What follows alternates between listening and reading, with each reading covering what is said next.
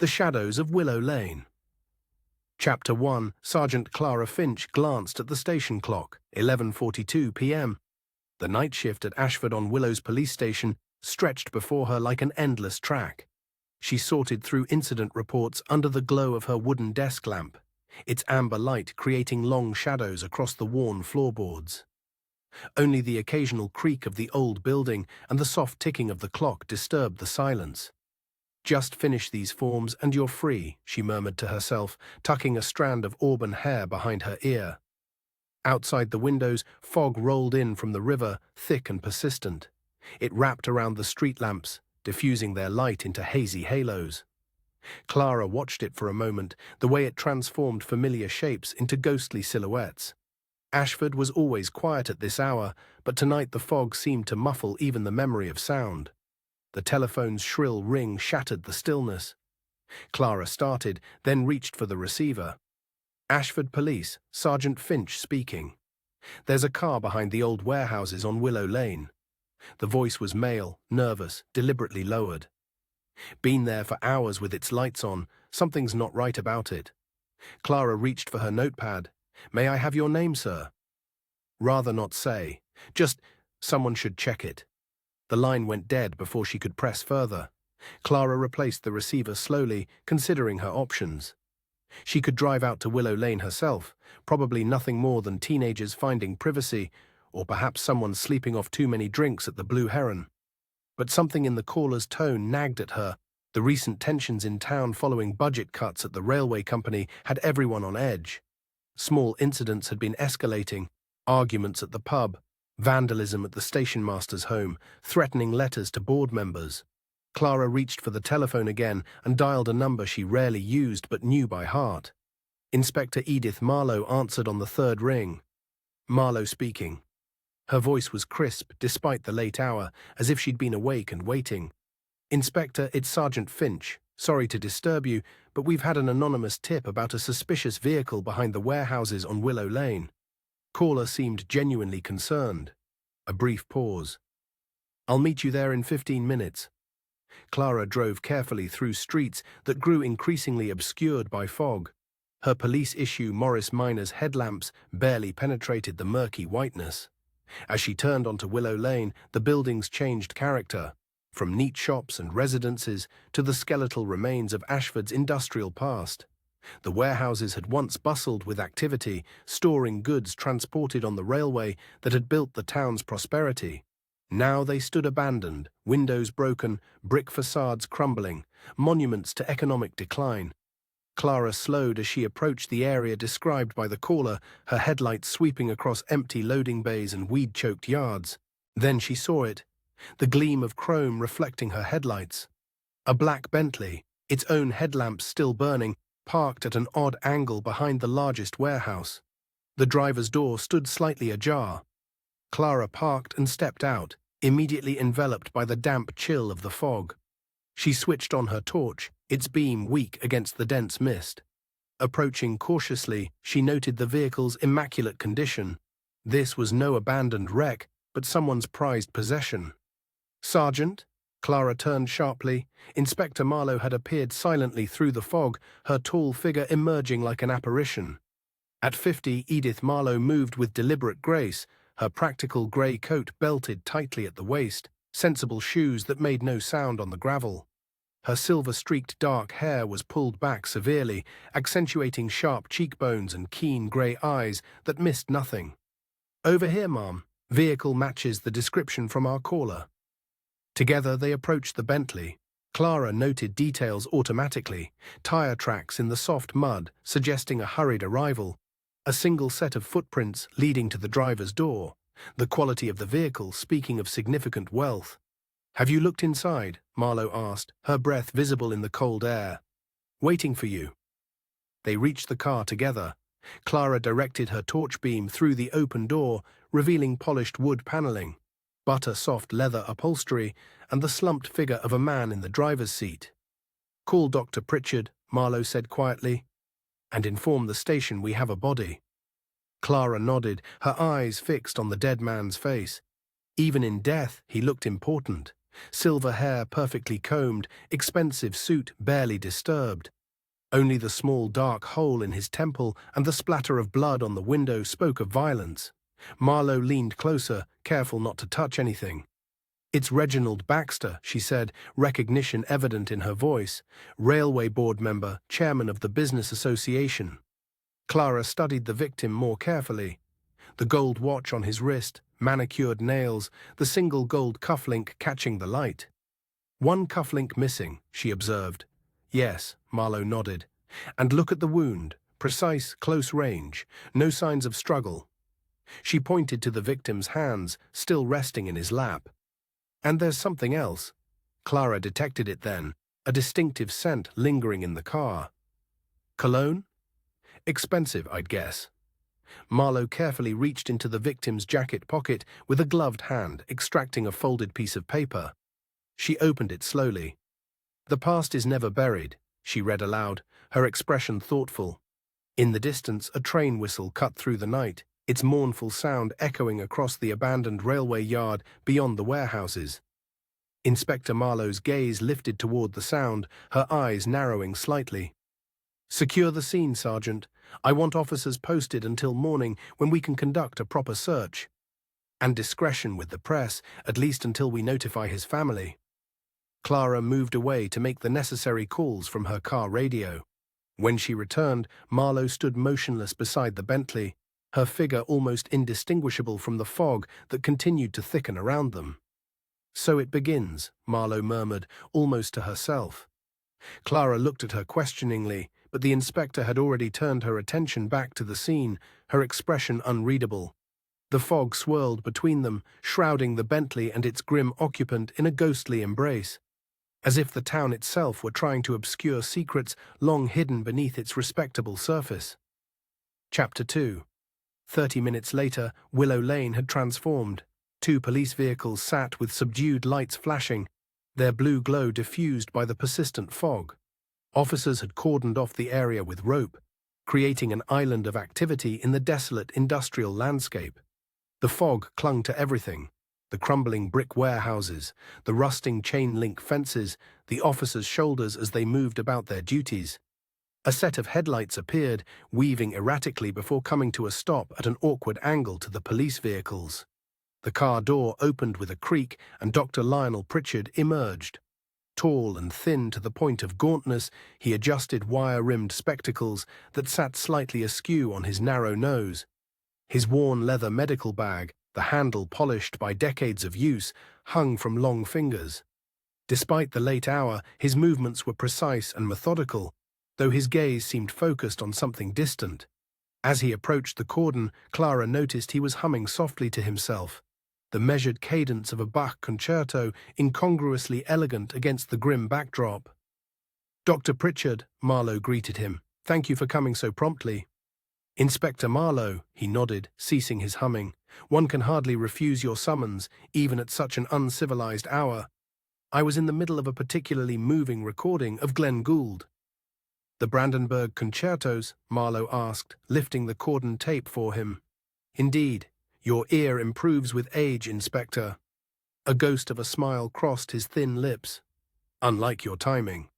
Clara observed their exchange with interest. The comfortable familiarity spoke of years of professional association, perhaps even friendship of a sort. Pritchard approached the Bentley, setting his bag down carefully on a patch of dry ground. He knelt beside the open door, seemingly unconcerned about the mud staining his trousers.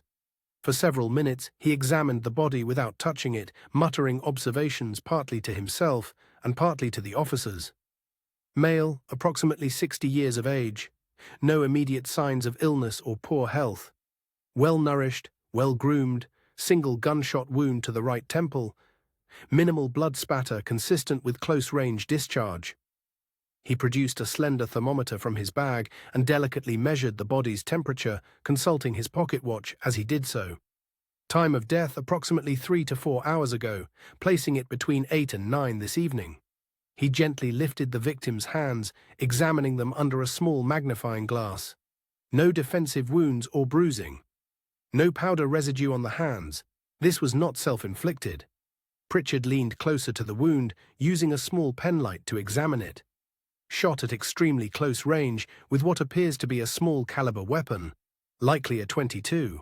Note the powder burns around the entry wound. The gun was pressed directly against the skin. He sat back on his heels, looking up at Marlowe. A most deliberate killing, Inspector. Marlowe nodded. The victim is Reginald Baxter, chairman of the local business association, major shareholder in the railway company, known for his philanthropy. The new hospital wing bears his name. While they spoke, Clara circled the vehicle, her torch beam sweeping methodically across the interior. A glint of gold caught her eye from the footwell on the passenger side. "Inspector," she called, directing her light toward the object. "There's something here." Marlowe joined her, peering through the passenger window. "Good eye, Sergeant." Using a pencil, Marlowe carefully retrieved the item, a gold cufflink with the initials RB elegantly engraved on its face. She held it up to compare with the one still attached to Baxter's left shirt cuff. "A match," she confirmed, "but why is it on the passenger side, and only one?" Clara studied the victim's wrists. The right one is missing its pair. Could suggest a struggle? Perhaps, Marlowe said thoughtfully, or deliberately removed as a trophy, then dropped accidentally. Clara leaned slightly into the vehicle. There's that cologne again. Quite distinctive. Pritchard, who had moved to their side, inhaled delicately. "Ah, yes, Penhaligon's Blenheim bouquet, if I'm not mistaken. Quite rare and exceptionally expensive. Available only from their boutique in London. Notes of lemon, lavender, and black pepper." At their surprised looks, he added, "I have an interest in olfactory classification. It complements forensic work rather nicely." Marlowe withdrew the folded note from an evidence bag, handling it carefully with gloved hands. Under the stronger light of Clara's torch, they could see it was high-quality stationery, thick and cream-colored, with a subtle watermark. The message, "The past is never buried," had been typed with a manual typewriter, the A slightly misaligned. "What do you make of it?" Clara asked. Marlowe studied the paper. A warning, a justification, certainly not random. "His wallet and watch remain," Clara observed. "Rules out a simple robbery." "A personal vendetta seems more likely," Marlowe agreed. "Or something connected to his business dealings. The railway company has made enemies recently with the cutbacks." Their discussion was interrupted by the sound of vehicles approaching. A young constable hurried over, looking apologetic. "Inspector, word's gotten out somehow. There are several cars approaching. Looks like press." Marlowe's expression tightened. Inevitable, I suppose, with a victim of Baxter's prominence. 3 cars pulled up at the edge of the police cordon, headlights cutting through the fog. From the first emerged a man in his late 30s, moving with the confident stride of someone accustomed to inserting himself into restricted areas. A reporter's notebook was already in his hand, a camera hanging from a strap around his neck. "Oliver Grant," Clara murmured. "Ashford Chronicle." Grant approached the cordon directly, ducking under the tape, before a constable stepped forward to block his path. "This is a crime scene, sir. No unauthorized personnel." "Oliver Grant Press," he replied, flashing a credential card. "The public has a right to know what's happening in their town." "The public has a right to accurate information, Mr. Grant," Marlowe said, approaching the cordon, "which requires a proper investigation before statements are made." Grant's expression shifted subtly at the sight of Marlowe, a complex mixture of respect and resentment. "Inspector Marlowe, still keeping the press at arm's length, I see. Still attempting to cross police cordons, Mr. Grant. Your former colleagues might expect better judgment." Clara watched their exchange with interest.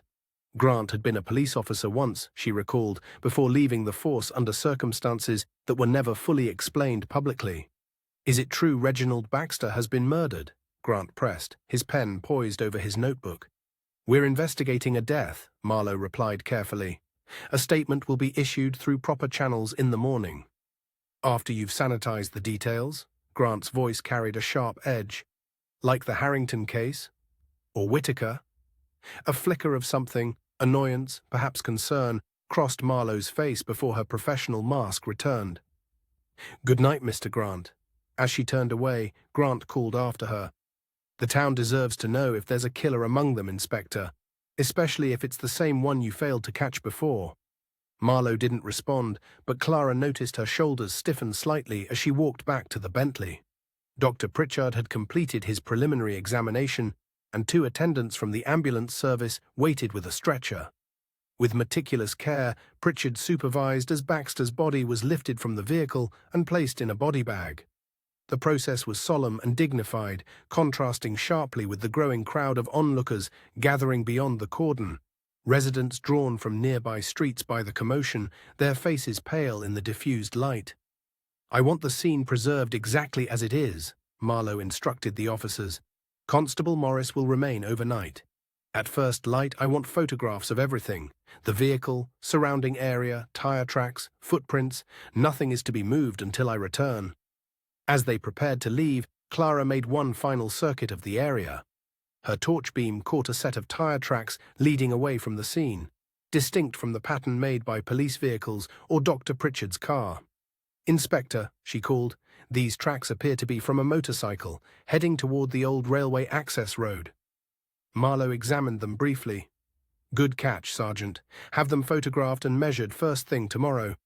They may give us something to work with." They stood together watching as the ambulance pulled away, its lights cutting through the fog without using its siren. No need for haste now. For a moment the fog parted, revealing the silhouette of the old railway signal box perched on the embankment above them. Its dark outline stood stark against the night sky, a sentinel overlooking both the crime scene and the tracks that had once been Ashford's lifeline. "The railway," Clara said quietly. "It always comes back to the railway in this town, doesn't it?" Marlowe's gaze lingered on the signal box. "The tracks that built Ashford may yet be the ones that expose it, Sergeant." She turned away, her expression thoughtful. "Get some rest. Tomorrow will be a long day." Chapter 3. Dawn broke reluctantly over Ashford-on-Willow, pale light struggling through lingering fog that clung to rooftops and wound through narrow streets. The town began to stir, a baker opening his shop, lights appearing in upstairs windows, and newspaper delivery boys on bicycles weaving through the mist. Their canvas bags were heavy with the morning edition, each folded copy bearing news that would ripple through the community like a stone dropped in still water. On doorsteps and in letterboxes across town, the Ashford Chronicle landed with unusual weight. The front page displayed a bold headline: "Prominent businessman murdered. Railway director found dead in abandoned warehouse district." Oliver Grant's byline sat prominently beneath, his article filled with dramatic descriptions of the crime scene and pointed questions about police competence. A grainy photograph showed the cordoned-off area. Baxter's Bentley partially visible through the fog, its headlights still glowing like eyes in the darkness. Inside the police station, the usual morning quiet had been replaced by unusual activity. The telephone rang persistently, officers moved with purpose between desks, and the front counter was besieged by citizens claiming to have important information. A farmer reported seeing suspicious lights near the warehouses, 3 hours after the estimated time of death. An elderly woman insisted her cat had been acting strangely the previous evening, surely a sign of foul play nearby. A railway clerk offered that Baxter had enemies everywhere, before admitting he'd never actually met the man. In her office, Inspector Marlowe sat reviewing preliminary reports, her desk lamp necessary against the grey morning light filtering through Venetian blinds. Her silver-streaked hair was neatly pinned back, her uniform crisp despite the early hour. Only a slight tightness around her eyes betrayed her fatigue. Clara entered carrying 2 steaming mugs of coffee. Dark circles shadowed her eyes, suggesting she, like Marlowe, had found little rest after leaving the crime scene. "Thought you might need this," she said, placing one mug on Marlowe's desk. "Thank you, Sergeant." Marlowe took a grateful sip. "Anything new from forensics?" Clara nodded. Dr. Pritchard confirmed it was a .22 caliber bullet recovered during the autopsy. Clean shot, death would have been instantaneous. She consulted her notebook. No fingerprints on the car besides Baxter's own. "The tire tracks I spotted are being analyzed. Preliminary assessment suggests a motorcycle, possibly a Triumph, based on the tread pattern." And the note? Standard typing paper, available anywhere. Message typed on an older model typewriter. The forensic team is checking for distinctive characteristics in the type alignment. Their discussion was interrupted by a sharp knock. The desk sergeant appeared in the doorway, looking uncomfortable. "Inspector, Mayor Linton is on his way up. Says it's urgent. He's in quite a state, ma'am." Before Marlowe could respond, heavy footsteps sounded in the corridor, and Bernard Linton burst into the office without waiting for an invitation. His florid complexion was heightened by agitation, making the broken capillaries across his cheeks more prominent.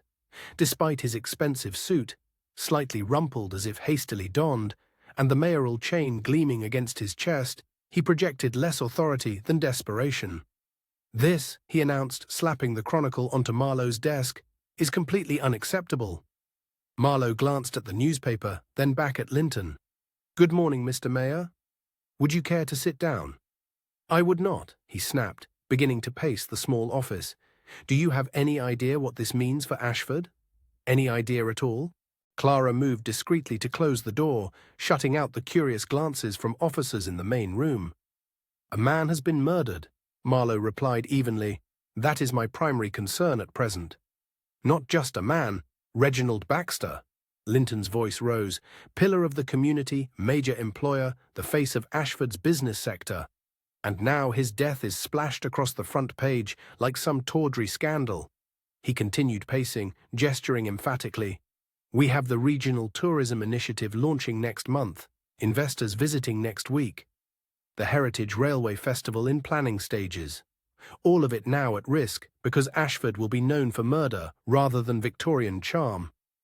Marlowe waited for his tirade to subside before responding. "I understand your concerns about the town's reputation, Mr. Mayor. However, my job is to investigate a homicide thoroughly and professionally." Linton stopped pacing, planting both hands on Marlowe's desk and leaning forward. "Your job, Inspector, is to maintain public order and safety. A prolonged, high-profile murder investigation achieves neither." His voice lowered, taking on a more pointed tone. "Need I remind you that police funding comes through town council approval? That your position itself was created as a special dispensation from the county force? Are you suggesting I compromise an investigation for political convenience?" Marlowe's voice remained calm, but Clara noticed her knuckles whitening slightly as she clasped her hands on the desk. "I'm suggesting you handle this with appropriate discretion and efficiency," Linton replied. "Find some drifter or disgruntled employee to charge quickly. The town needs closure, not endless speculation." Marlowe stood slowly, her height allowing her to meet Linton's gaze directly. "What the town needs is justice, Mr. Mayor. I will conduct this investigation according to proper procedure, following evidence wherever it leads. When I have results worth sharing, you'll be informed, through official channels." Linton straightened, adjusting his mayoral chain with fingers that trembled slightly. "I'll be keeping a very close eye on this investigation, Inspector. The council expects regular updates and visible progress." He moved toward the door, pausing with his hand on the knob. "Don't forget who you serve in this town." After he left, Clara released a breath she hadn't realized she was holding. That seemed disproportionate, even for a mayor worried about town image. Indeed. Marlowe's expression was thoughtful as she sat back down. One might almost think he had a personal stake in the matter. Throughout the morning, news of Baxter's murder spread through Ashford like wildfire. In the bakery, customers lingered longer than usual, exchanging theories over warm bread. "Always thought he was too polished," muttered a retired schoolteacher. "Those railway types with their fancy cars and London manners." At the primary school gates, mothers gathered in tight clusters, keeping children closer than usual. "I've told Emma she's not to walk home alone, not until they catch whoever did this," one woman declared, others nodding in solemn agreement. In the post office, elderly residents reminisced about when Ashford was safe, though none could actually recall a time without petty crimes and occasional violence. "It's those budget cuts at the railway," declared a former signal operator. "Creates desperate people, and desperate people do desperate things." By midday, Clara had changed into plain clothes and made her way to the Blue Heron Tavern. The stone building stood at the corner of Station Road and Market Street. its blue-painted sign depicting a heron in flight, weathered by decades of rain and sun. A brass plaque beside the door proclaimed it Eston 1862, built the same year the railway reached Ashford, its fortunes rising and falling with the tracks that had transformed the once sleepy market town. Despite the early hour, the tavern was unusually full. The normal lunchtime chatter had been replaced by hushed conversations that paused momentarily as the door opened. Clara felt eyes tracking her as she made her way to the bar, conversations shifting subtly around her. A few patrons found sudden reasons to leave, settling their bills and departing with careful nonchalance. Behind the bar, Samuel Sam Wilson polished glasses with methodical precision. His weathered face suggested a man in his 50s, though his powerful forearms, adorned with faded tattoos of nautical symbols, hinted at a strength undiminished by age. His eyes, sharp and observant beneath bushy brows, missed nothing. "Coffee, please," Clara said, settling onto a bar stool. "Black." Sam nodded, setting aside his cloth. As he prepared the coffee, Clara glanced around the tavern, taking in the railway memorabilia that decorated the walls, framed timetables from the steam era, photographs of locomotive crews, a station master's cap mounted in a shadow box. "Terrible business with Mr. Baxter," she commented as Sam placed the coffee before her. He responded non-committally, resuming his glass polishing. His expression revealed nothing, a practiced neutrality that suggested long experience keeping his own counsel. "My father worked the railways," Clara offered after a moment. 30 years as a maintenance engineer. Used to bring me to the yards on Saturdays sometimes, let me ride in the shunting engine cab." Something in Sam's expression softened slightly. "Good men, the maintenance crews. Backbone of the whole operation, though the suits upstairs rarely acknowledged it." He selected another glass from the shelf. "Your father still with the company?" "Retired 5 years ago. Still talks about it like he left yesterday." Clara smiled. "He used to come here, I think. Said the Blue Heron pulled the best pint in 3 counties. High praise." Sam's mouth twitched in what might have been the beginning of a smile. "We've served railway men since my grandfather's time. They built this town, whatever the business association might claim." The tavern gradually emptied as the lunch hour ended. Clara nursed her coffee, making casual observations about the town's reaction to the murder. Sam's responses remained guarded but grew incrementally less terse. When only a few patrons remained in the far corner, Sam leaned across the bar, lowering his voice. "I saw him, you know. Baxter. He was in here the night before." Clara kept her expression neutral, despite her interest sharpening. "In the Blue Heron? That seems unusual." "It was." Sam wiped the already clean counter. "Gents like him usually drink at the golf club, or that wine bar on High Street. Can't recall the last time he set foot in here. Not since the railway cutbacks announcement, certainly." "Was he alone?" Sam shook his head. "Meeting someone. Took the corner booth there." He nodded toward a dark wooden booth partially concealed by a support pillar. "Stranger, tall man, kept his hat low, had a distinctive limp when he walked in." Clara's pulse quickened, but she maintained her casual demeanor. "Business meeting?" "Didn't start that way, but ended like one." Sam's voice dropped further. They spoke quietly at first, but it got heated. Couldn't hear the words, mind you, but the tone was clear enough. Then the stranger stood up, towered over Baxter, he did, and said something that made Baxter go white as chalk. "What time was this?" "Around 9, maybe half past." Baxter left in a hurry after that. Didn't even finish his whiskey. The stranger stayed just long enough to drain his glass, then followed about 5 minutes later. "Can you describe this man? Anything distinctive besides the limp?" Sam frowned in concentration. "Wore an old-fashioned overcoat, dark color. Had gloves on, though the evening wasn't particularly cold. Paid with coins from a leather pouch. Not a wallet like most folks these days. Kept his face turned away from me, but I caught a glimpse of a scar along his jaw when he turned to leave." He hesitated, then added, "Look, I don't want to get involved in anything. This place depends on discretion. People come here to talk without worrying about who's listening." "I understand," Clara assured him. "This is just preliminary information gathering. But if you remember anything else, it could be important." As she prepared to leave, Clara surveyed the tavern one final time.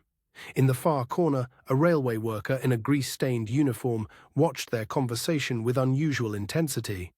When their eyes met, he quickly looked down at his half-empty glass, his shoulders hunching as if to make himself smaller. Clara paid for her coffee and stepped outside. The fog had thinned somewhat, allowing weak sunlight to illuminate the town. She paused on the pavement, her gaze drawn upward to the railway embankment that cut through Ashford like a scar. Atop it stood the signal box, its distinctive silhouette visible against the sky, the same one she had glimpsed from the murder scene the previous night. From this angle, it seemed to stand sentinel over both the tavern and the warehouse district beyond, a silent witness connecting the places where Reginald Baxter had spent his final hours. Clara studied it for a long moment before turning toward the station, her mind already organizing the new information into the emerging pattern of the case. Chapter 4. The basement archives of Ashford-on-Willow's police station existed in a perpetual twilight. Weak sunlight filtered through high, dust-streaked windows, illuminating dancing motes in its slanting beams. The room smelled of old paper, metal filing cabinets, and the peculiar mustiness that accumulates in spaces where the past is stored but rarely disturbed. Row upon row of filing cabinets stood in regimented lines, their labels yellowed and peeling at the edges. Inspector Marlowe moved with purpose through this repository of forgotten incidents and concluded investigations. Her fingers traced along drawer labels until she found what she sought. With practiced efficiency, she extracted 2 file folders, each stamped unsolved in faded red ink. The dates were clearly visible, one from 3 years ago, another from 5 years prior. Both folders were disconcertingly thin. Clara had cleared space on an old oak table beneath the brightest window. The scarred surface bore the marks of decades of use. Rings from coffee cups, scratches from careless pens, the occasional cigarette burn from days when smoking indoors was commonplace. "Let's arrange them chronologically," Marlowe said, placing the folders beside the considerably thicker file on Reginald Baxter's murder. Together, they spread the contents across the table: crime scene photographs, witness statements, medical reports, initial investigative notes. The older cases had a yellowed quality that had nothing to do with paper aging and everything to do with neglect. Victor Harrington, Marlowe began, tapping the first file, railway board member, found dead in his car 5 years ago near the old goods yard, single gunshot wound to the right temple. No signs of robbery. Wallet containing over £200 untouched, gold watch still on his wrist. Clara studied the photographs. The similarities to Baxter's murder were immediately apparent. The positioning of the body, the precision of the wound, the isolated location. The case was eventually attributed to suicide. Marlowe continued, her tone suggesting professional disagreement with this conclusion. Despite the absence of the weapon at the scene and powder residue tests that proved inconclusive. Political pressure? Clara asked. The superintendent at the time was approaching retirement. A high-profile murder investigation would have been inconvenient. They moved to the second file. James Whittaker, former railway executive, 3 years ago, found in his Mercedes on the Forest Road beyond the old station master's house. Again, single gunshot to the temple, no robbery despite his considerable valuables. Same inconsistencies in the investigation. More pronounced, if anything. Witnesses reported seeing Whittaker arguing with someone earlier that evening, but their statements were never properly followed up. The case stalled due to lack of evidence and was eventually shelved. Clara arranged the photographs from all 3 cases side by side, the pattern unmistakable. All victims connected to the railway company, same execution-style killing, vehicles left in isolated locations, no robbery despite valuable possessions present. "There's another connection," Marlowe said, opening a sealed evidence bag.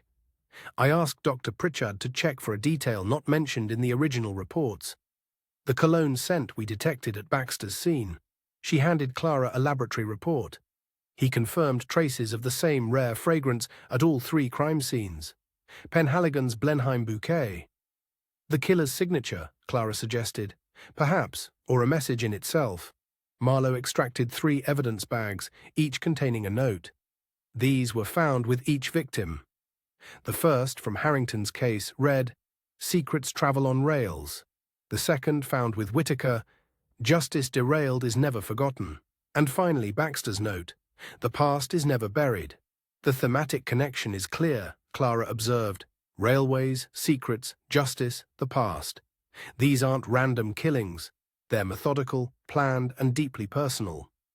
The question is whether we're looking at revenge killings, blackmail gone wrong, or the systematic elimination of people connected to some railway incident." Marlowe's expression was thoughtful. "And now we have a potential witness, the limping man Sam Wilson saw with Baxter." They spent another hour making copies of key documents before returning the original files to their drawers. As they left the archives, Clara felt the weight of these old cases. Not just the physical files they carried, but the unresolved questions that had festered for years. Their drive through Ashford took them past the town centre, where life continued with surface normality despite the undercurrent of tension. They turned onto Hillcrest Road, where grand Victorian houses stood back from the street behind wrought-iron gates and mature trees. This was where railway executives had traditionally lived, their elevated position both literal and symbolic. Overlooking the town their industry had built, the Baxter estate was among the most impressive. An imposing Victorian mansion of red brick with white stone trim, surrounded by immaculately manicured gardens.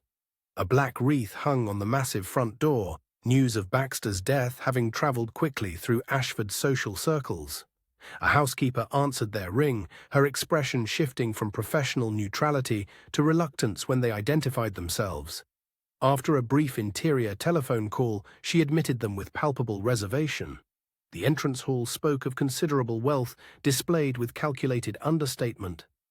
Clara noted the railway theme continued here. Glass cases containing model trains of historical significance, framed photographs of important railway moments, newspaper clippings about expansion projects mounted in expensive frames. Reginald Baxter's professional identity had clearly dominated his home as well as his office.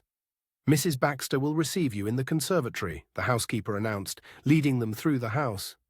Eleanor Baxter sat amid a forest of exotic plants, their vibrant colors contrasting sharply with her black dress. Her appearance was meticulously composed, hair arranged in a perfect silver coiffure, makeup applied with precision to mask emotion rather than enhance beauty. Her hands clutched a handkerchief with embroidered initials, the only visible sign of distress. "Inspector Marlowe," she acknowledged with a slight nod. "I was told you might call." "Mrs. Baxter," Marlowe began, her tone gentle but purposeful, "please accept our condolences for your loss. I understand this is a difficult time, but we have some questions that may help us find who did this to your husband." "Of course." Eleanor gestured to chairs opposite her own, "though I'm not sure how much help I can be. Could you tell us about your husband's movements yesterday? Anything unusual in his schedule or behavior?" Eleanor's responses were polite but guarded. "Reginald left for his office at 8 as usual. He called around 6 to say he had a meeting and would be late. That wasn't uncommon. His position demanded irregular hours." "Did he mention who this meeting was with?" "No." Her fingers twisted the handkerchief. "Reginald didn't discuss business matters with me." "How would you describe your relationship with your husband, Mrs. Baxter?" Marlowe asked, her tone conversational rather than accusatory. For a moment, Eleanor's composed façade slipped. Something flashed in her eyes. Not grief, Clara thought, but something more complex. "We had been married for 32 years, Inspector." Her voice took on a brittle quality. "In recent years, we maintained separate lives under the same roof, separate bedrooms for the past decade. We appeared together at social functions, maintained the appropriate public image, but led largely independent lives." "I see," Marlowe nodded. "Could you tell us about your husband's closest associates, people he confided in or spent time with regularly?" "The railway board members primarily. Charles Winthrop, the current operations director, Harold Pemberton from the engineering division." She paused. "And Mayor Linton, of course. They had weekly private meetings, Thursdays at the golf club." Clara noted the slight change in Eleanor's tone when mentioning Linton, a hint of disapproval or perhaps suspicion. "Was your husband concerned about anything recently? Any unusual behavior or worries?" Eleanor's gaze shifted to the exotic flowers beside her. Reginald was not a man who shared his concerns, Inspector. Clara observed how Eleanor consistently redirected questions about the railway company or Reginald's early career there. When Marlowe pressed for details about his rise through the ranks, Eleanor claimed ignorance. Business matters were Reginald's domain, she insisted. I focused on charitable work and maintaining our social position. Mrs. Baxter, Marlowe said after several more deflected questions, we would like to see your husband's home office, if possible. It might provide insights into his recent activities. Eleanor hesitated, her fingers tightening on the handkerchief. I suppose that would be appropriate, she finally conceded, though I must insist on accompanying you. She led them to the second floor, where a set of double doors opened into a meticulously organized space. The room breathed masculine authority, leather-topped desk positioned to command the room, walls lined with books and more railway memorabilia. A large window overlooked the gardens, and beyond them, the railway line that cut through the valley below. Eleanor watched nervously as they examined the room, her eyes tracking their movements with unusual intensity. Marlowe methodically reviewed papers on the desk, while Clara examined the bookshelves. Would you mind if I looked in the desk drawers, Mrs. Baxter? Marlowe asked. I suppose not, Eleanor replied, though her discomfort was evident. As Marlowe examined the desk's contents, Clara noticed something unusual about the bottom drawer. Its depth seemed inconsistent with its exterior dimensions. Careful manipulation revealed a false bottom, concealing a leather-bound ledger. The book contained records of substantial payments to unnamed recipients, marked only with initials BL, JW, VH, spanning back nearly 20 years, with the most recent entry just 1 week earlier. Mrs. Baxter, are you familiar with these financial records? Clara asked, showing her the ledger. Eleanor's face paled slightly. I have no knowledge of my husband's financial arrangements beyond our household accounts. While Eleanor was distracted by the ledger, Marlowe had moved to examine a framed railway map on the wall. Something about its positioning caught her attention. Carefully removing it revealed a small wall safe with a keypad lock. The combination, Mrs. Baxter? Marlowe asked. I don't know it, Eleanor replied too quickly. As I said, Reginald kept business matters private. Marlowe studied the keypad briefly, then entered a sequence of numbers. The safe clicked open. Your wedding anniversary, Marlowe explained, noting Eleanor's surprise. A common choice for personal safes. Inside lay a yellowed envelope, its edges worn from handling. Marlowe carefully extracted it, opening it to reveal a letter dated 20 years earlier. The signature at the bottom read simply A.H. Mr. Baxter, Marlowe read aloud, your continued denial of responsibility for the incident cannot stand. The evidence I have compiled clearly demonstrates negligence at multiple levels. With your signature on the falsified inspection reports, I demand recognition of responsibility and appropriate compensation for the lives destroyed. If the company continues to hide behind legal maneuvering, I will be forced to seek justice through other channels. This is your final warning. Arthur Hemsley, Marlowe said, looking up from the letter. A.H. Eleanor's composure fractured visibly. I don't know any Arthur Hemsley, she insisted, her voice rising slightly. I have no knowledge of any incident or what this letter refers to. Despite her controlled voice, her hands trembled noticeably. Clara observed the physical signs of distress, dilated pupils, increased respiration, a slight sheen of perspiration on her forehead. As they prepared to leave the office, Clara noticed a photograph partially hidden beneath other papers on a side table. It showed younger versions of Baxter, Linton, and 3 other men standing before a railway bridge. Their expressions were serious but satisfied, as if commemorating an achievement. Clara turned it over, noting the date written on the back, exactly 1 day before newspaper reports of what had been described as a tragic accident on the line. Eleanor noticed Clara's interest in the photograph and abruptly announced, I'm afraid I need to rest now. This has all been very taxing. Her earlier composure had given way to barely concealed anxiety. She practically ushered them toward the stairs, suddenly claiming fatigue and emotional distress. Of course, Mrs. Baxter, Marlowe said smoothly. We appreciate your time. We'll see ourselves out. In the car, Clara and Marlowe sat in silence for a moment, processing what they had discovered. "She knows more than she's saying," Clara observed. Her reaction to the letter and photograph was telling. "Grief takes many forms," Marlowe replied, starting the engine. "But guilt has its own particular shape. I've seen it too often to mistake it." "So our next steps?" "Two paths to follow," Marlowe said as they drove away from the Baxter estate. "We need to investigate this railway accident from 20 years ago, and we need to locate Arthur Hemsley, assuming he's still alive. And if he is," Clara added, "we need to determine whether he's our limping stranger from the Blue Heron, and potentially our killer."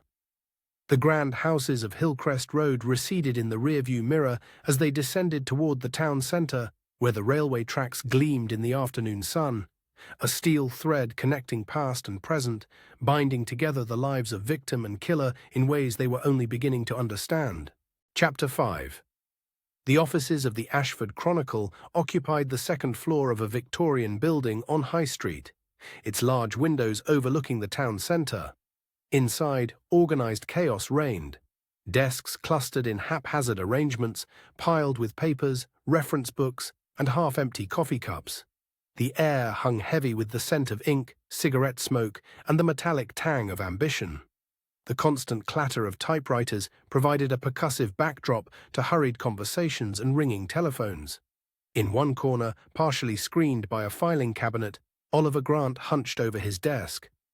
At 38, his face carried the intensity of a man who had seen too much and forgotten nothing. His shirt sleeves were rolled up, tie loosened, dark hair falling across his forehead as he frowned at the papers before him. Spread across his desk were newspaper clippings, notes from interviews, and several police reports he technically shouldn't possess. A half-empty coffee cup balanced precariously atop a stack of reference books.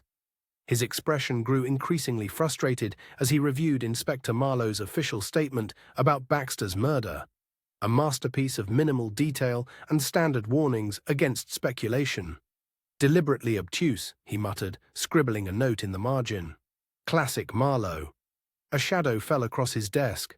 Harold Jenkins, the Chronicle's editor, stood there with arms folded across his substantial chest. In his 50s, Jenkins had the weary look of a man perpetually mediating between truth and consequences. "Grant," he began without preamble, "we need to discuss your coverage of the Baxter case." Oliver leaned back in his chair. "What about it?" Jenkins glanced around before lowering his voice. "I've had 3 calls this morning. The railway company's PR department, the mayor's office, and the Chamber of Commerce, all expressing concerns about the prominence and tone of your article. I reported facts, Harold. Baxter was murdered. The police have no suspects. The public deserves to know." "The public deserves accurate reporting," Jenkins countered, "not sensationalism. Your references to echoes of previous unsolved cases and questions about patterns of violence targeting railway executives go beyond the facts. They're legitimate questions. They're speculation that's making our advertisers nervous." Jenkins dropped a folded newspaper onto Oliver's desk. "The railway company provides 20% of our advertising revenue. They're suggesting we handle the matter with appropriate restraint." Oliver's jaw tightened. "So we should bury the story to protect their bottom line. Is that journalism or public relations?" "It's survival, Grant. Not every story needs to be a crusade." "The truth matters regardless of who it offends," Oliver replied, his voice hardening. "That's why I left the force, and it's why I became a journalist. If you want sanitized press releases, hire a stenographer." Jenkins sighed, the anger draining from his expression. "Just remember you're not a lone wolf here. Your stories affect everyone at the Chronicle." He turned to leave, then added, "You have until Friday for your follow-up piece. Make it factual, or I'll assign someone else to the case." After Jenkins left, Oliver's gaze fell on a framed photograph partially hidden behind his typewriter. It showed a younger version of himself in police uniform standing beside Edith Marlowe. Both were smiling, their expressions reflecting the satisfaction of a case successfully concluded. That was before the Westfield case, before he'd discovered evidence that implicated the son of a county judge in a hit-and-run death. Marlowe had insisted they follow procedure, build the case methodically. Oliver had leaked information to the press, when he feared the evidence would disappear. The resulting scandal had solved the case but ended his police career.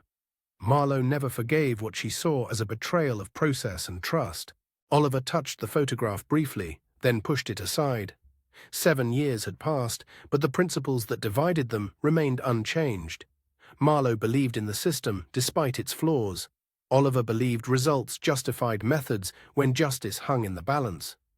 He gathered his notebook, camera, and pocket recorder, decision made. If the official investigation was being pressured to proceed cautiously, he would investigate independently.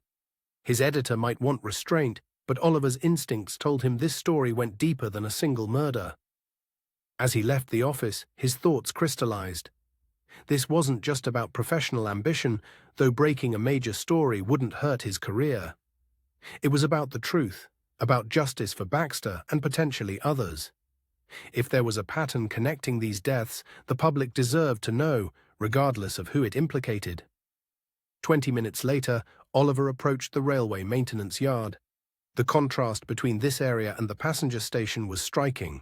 While the station gleamed with polished brass and freshly painted woodwork, the town's pride and a tourist attraction, the maintenance yard existed in a parallel reality of industrial grime and practical functionality.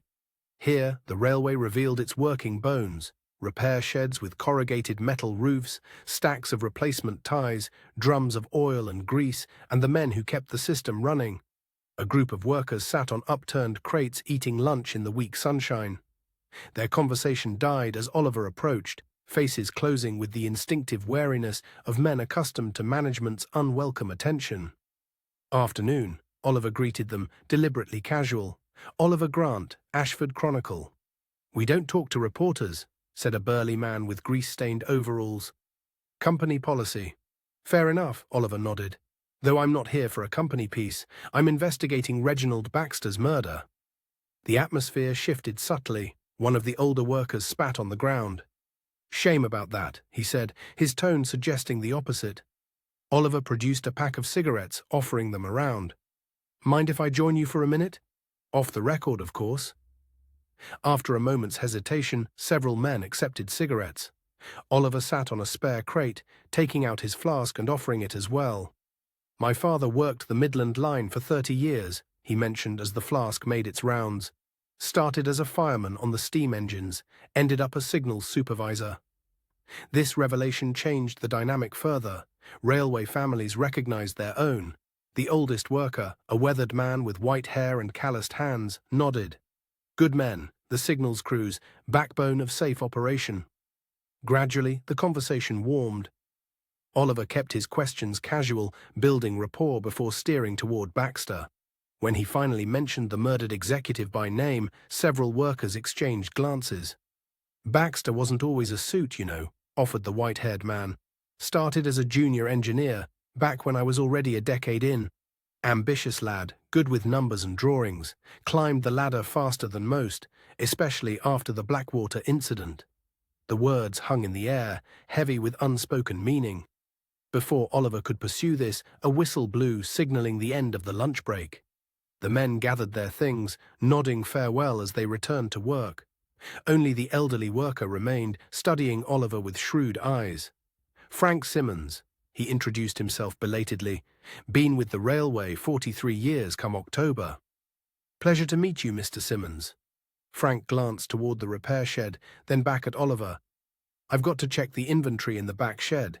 If someone were to follow in 5 minutes, there'd be no one else around." Oliver understood. 5 minutes later, he casually made his way behind the large repair shed where Frank waited, nervously glancing around. "I shouldn't be talking to you," Frank began without preamble. "But there's been too many secrets in this town, and now 3 men dead." "You mentioned the Blackwater incident," Oliver prompted gently. Frank's weathered face grew solemn. 20 years ago, this coming winter, passenger train derailed at Blackwater Bridge during a storm. Official reports blamed weather conditions and track maintenance issues." He shook his head. "That wasn't the whole truth. What really happened? Corners were cut, safety inspections falsified, warnings ignored." Frank's voice dropped lower. "There'd been reports of subsidence near the bridge supports for months. Maintenance crews flagged it repeatedly, but addressing it properly would have meant closing the line for weeks. Management decided temporary fixes would suffice until the annual maintenance shutdown. Then the storm came, Oliver guessed. Frank nodded grimly. Worst in decades. The river rose, undermined the already weakened supports. The London Express hit that section at 60 miles per hour. His eyes took on a distant look. I was on the recovery crew. 7 dead, including an entire family, the Hemsleys. Mother, daughter, and son killed instantly. The youngest child, a boy of 4, was never recovered from the river. And the father, Arthur Hemsley, he wasn't on the train, was waiting at the station to meet them. Brilliant engineer he was. Worked for the railway himself, ironically enough. Went half mad with grief. Who was responsible for the cover-up? Frank hesitated, then seemed to make a decision. Junior engineer who signed off on the temporary repairs. Reginald Baxter. Company lawyer who handled the legal maneuvering, James Whittaker. Operations manager who ordered the line kept open despite warnings. Victor Harrington. He paused, all supervised by the regional director at the time, Bernard Linton. Oliver felt a chill that had nothing to do with the weather. Baxter, Whittaker, Harrington, all 3 murder victims were connected to this incident. Aye, Frank confirmed, and Linton's now our esteemed mayor. What happened to Arthur Hemsley? He fought for justice at first, demanded investigations, accountability, but the company closed ranks. They paid settlements to the other victims' families, with confidentiality agreements, of course. Tried the same with Hemsley, but he refused initially. Kept pushing, threatening to expose the negligence, but eventually gave in. Frank's expression darkened. They destroyed him systematically, questioned his mental stability due to grief, fabricated workplace incidents to fire him, evicted him from company housing. When he was destitute and broken, they offered a settlement again, take it or starve.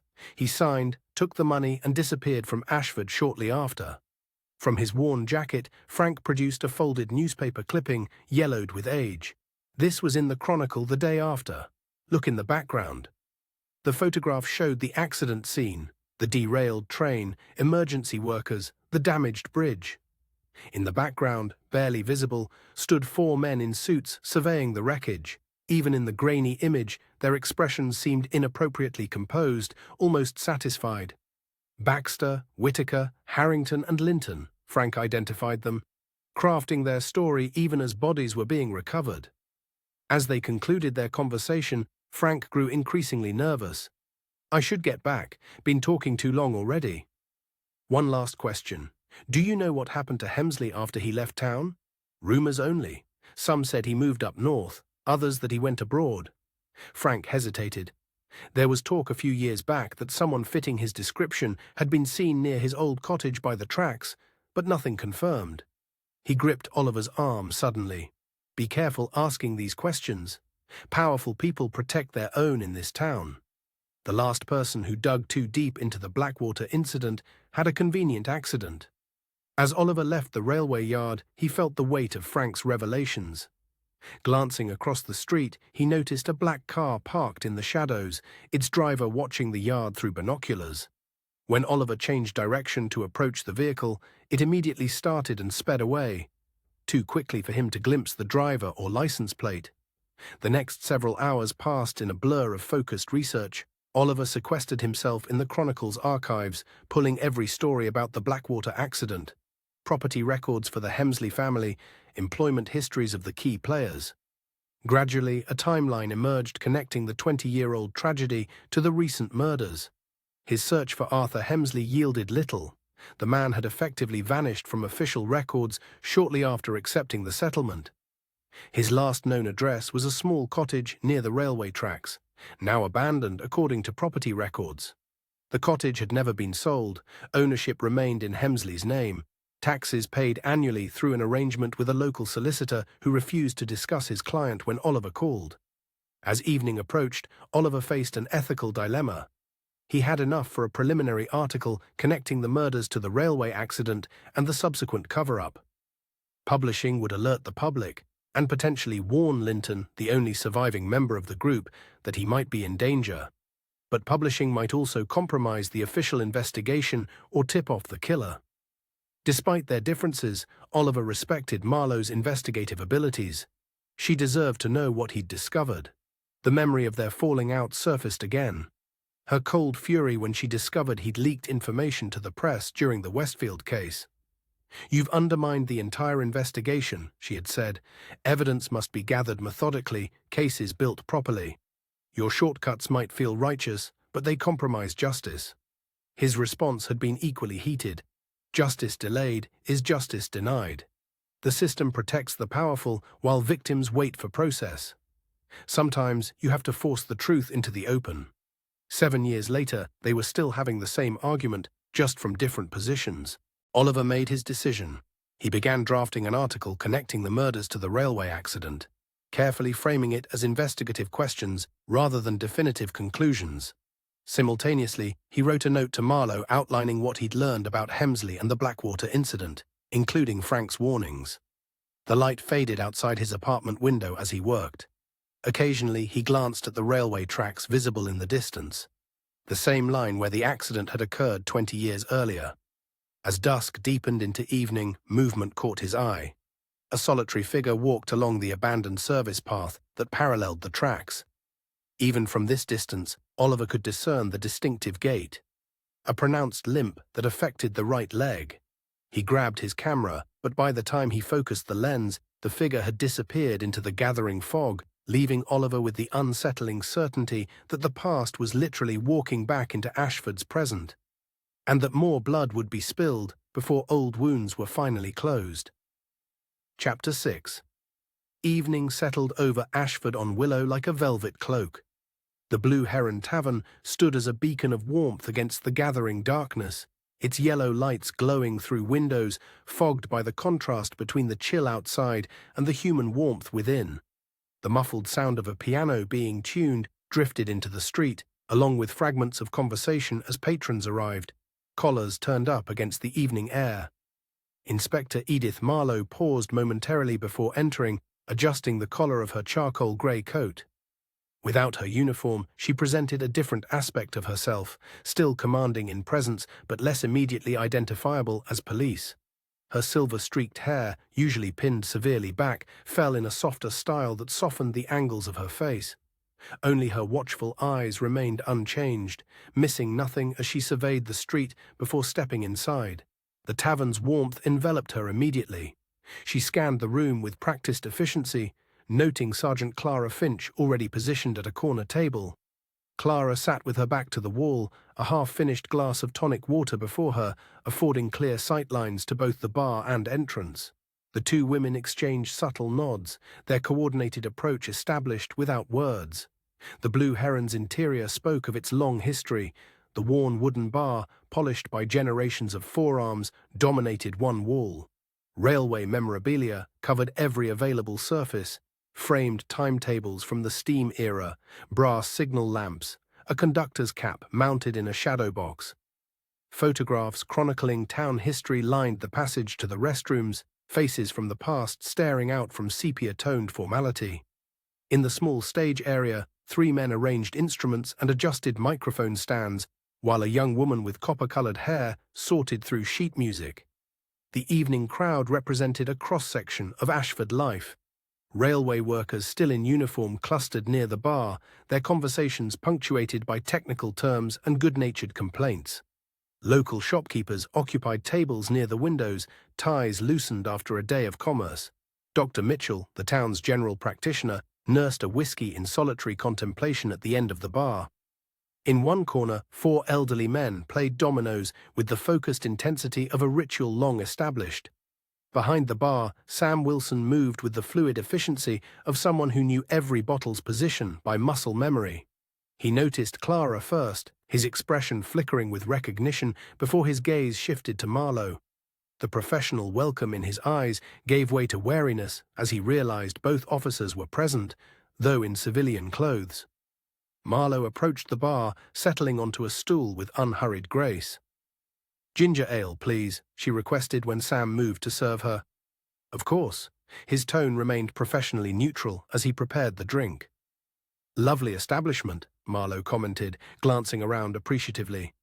"Have you owned it long?" "It's been in the family for 3 generations," Sam replied, placing the ginger ale before her. "My grandfather bought it in 1921 after returning from the war." "That would have been during the railway expansion, wouldn't it?" Something in Sam's expression softened slightly at her knowledge of local history. "Indeed. Grandfather served drinks to the very men who laid the tracks through Ashford. Said you could read the town's fortune in the railway workers' tips, good when the company prospered, lean when it struggled, making this place a repository of town history as much as a tavern." "These walls have heard every secret Ashford has to offer," Sam agreed, his guard lowering incrementally, "though most are best forgotten with the morning's hangover." The band began their first set, the young woman's clear voice rising above the piano and guitar. The music changed the tavern's energy, creating pockets of privacy as conversations adjusted to the new acoustic landscape. While Sam moved away to serve other customers, Marlowe engaged various patrons in seemingly casual conversation.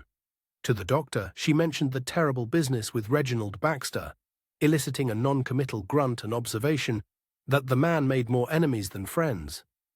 From a retired schoolteacher, she gathered that Baxter had recently opposed funding for the town library expansion, claiming resources should focus on economic development, not sentimentality. Across the room, Clara had joined a table of railway employees, her father's history providing natural entree to their circle. Their initial reserve melted as she shared anecdotes of growing up with a railway man for a father. "Your dad would hardly recognize the company now," said a maintenance supervisor, his weathered face creased with disgust. "Baxter's been cutting the maintenance budget for 3 years running. Safety inspections reduced, equipment replacement deferred, crew sizes minimized. All while executive bonuses increased," added another worker bitterly. "Last Christmas, they announced staff reductions the same week Baxter was photographed with his new Bentley." Clara nodded sympathetically. "Must create difficult working conditions." "Dangerous ones," the supervisor corrected. "We've filed 17 safety concerns in the past year. 14 were dismissed as non-critical by management." At a nearby table, Marlowe had engaged a retired signal operator in conversation. She carefully produced the photograph found in Baxter's office showing the group of men before the railway bridge. "I wonder if you recognize any of these gentlemen?" she asked casually. The elderly man studied the image, rheumy eyes narrowing. "That's Baxter there, of course, younger then, and Linton beside him, before he went into politics. This fellow was Victor Harrington, operations director back then." His finger moved to another figure. "James Whittaker, company lawyer. Sharp as a tack, but cold as ice. And this man?" Marlowe indicated the 5th figure, partially turned away from the camera. The signal operator squinted. "That's Arthur Hemsley. Brilliant engineer, family man. Never the same after the accident, poor soul." "You knew him well?" "Everyone knew Arthur. Designed improvements to the signaling system that saved the company thousands. Devoted to his family." The old man's expression darkened. "The accident destroyed him. Lost his wife and children all at once. Something broke in him that day." As the evening progressed, Marlowe noticed Sam watching their interactions with increasing anxiety. Each time she glanced in his direction, he quickly looked away, finding glasses to polish or orders to fill. The tension in his shoulders grew more pronounced with each passing hour. During a break in the music, Marlowe approached the bar again. "Mr. Wilson, might I have a private word?" Sam hesitated, then nodded reluctantly. "Tom, watch the bar," he called to his assistant before leading Marlowe through a door marked private behind the bar. While Marlowe followed Sam, Clara observed a patron hurriedly leaving. The same railway worker who had watched her conversation with Sam during her previous visit. His furtive glance back as he exited confirmed her suspicion that his departure was connected to the officer's presence. The office behind the bar was cramped but meticulously organized. A desk occupied one wall, covered with invoices and order forms. Vintage railway advertisements in frames decorated the limited wall space, their colors faded but still vibrant. A small safe stood in one corner, and filing cabinets lined another wall. Sam closed the door and turned to face Marlowe, resignation in his posture. I suppose this isn't really about the tavern's history. Not entirely, Marlowe acknowledged, though I do find it fascinating. But I believe you have information you haven't shared with us, Mr. Wilson. Information about the night Reginald Baxter was murdered. Sam's gaze dropped to his hands, which he rubbed together as if washing them. I told Sergeant Finch about the man Baxter met here. Yes, but I think there's more. Marlowe's tone remained conversational rather than accusatory. Something you've been reluctant to share. The silence stretched between them until Sam finally sighed. I saw him again. The limping man. Later that night. Where? I was driving home after closing. My route takes me past the warehouse district. Sam's voice had dropped to nearly a whisper. I saw someone walking along the access road. Tall man with the same distinctive limp, wearing that old-fashioned overcoat despite the mild evening. His face was obscured by his hat brim. What time was this? Around 10:15, I'd say. I remember checking the time because I was running later than usual. Did you notice anything else about him? Sam hesitated. He was carrying something wrapped in cloth, long and narrow. Could have been a walking stick, I suppose, but you don't think it was, Marlowe finished for him. No. Sam met her eyes directly for the first time. I think it was a weapon. A soft knock interrupted them. Clara entered, closing the door quietly behind her. The railway worker who was watching us last time just left in a hurry, she reported. Marlowe nodded, then turned back to Sam. Why didn't you come forward with this information? Some things in this town it's safer not to see, Sam replied, especially when they involve powerful people. Clara produced her notebook. Mr. Wilson, we've been reviewing previous case files. Similar descriptions of a limping figure were reported but dismissed in both the Harrington and Whittaker investigations. Did you witness anything in connection with those deaths? Sam shook his head. No, but... He hesitated, then moved to a bookshelf and retrieved a leather-bound volume. This is the tavern's guest book from 20 years ago. My father kept it religiously. He opened it carefully, turning yellowed pages until he found what he sought. Arthur Hemsley was a regular before the accident, signed in nearly every Friday with his colleagues. Sam's finger traced the elegant signature. Afterward he came only once more, the night before he disappeared from town. Your father told you about this? Yes. Said Hemsley was different, dishevelled, drinking heavily, made disturbing comments about justice finding its own track and how some debts can only be paid in blood. Dad was concerned enough to call him a taxi rather than let him drive. Marlowe produced the photograph from Baxter's office. Is this Arthur Hemsley? Sam studied it, then nodded. Yes, that's him. Younger there, of course, before everything happened. Everything being the accident at Blackwater Bridge. The accident that wasn't really an accident, Sam said quietly. At least, that's what many believed. We need you to formally document what you've told us, Marlowe said, both about seeing the man near the crime scene and these historical details. Fear flashed across Sam's features. If I do that, it becomes official. My name goes on record.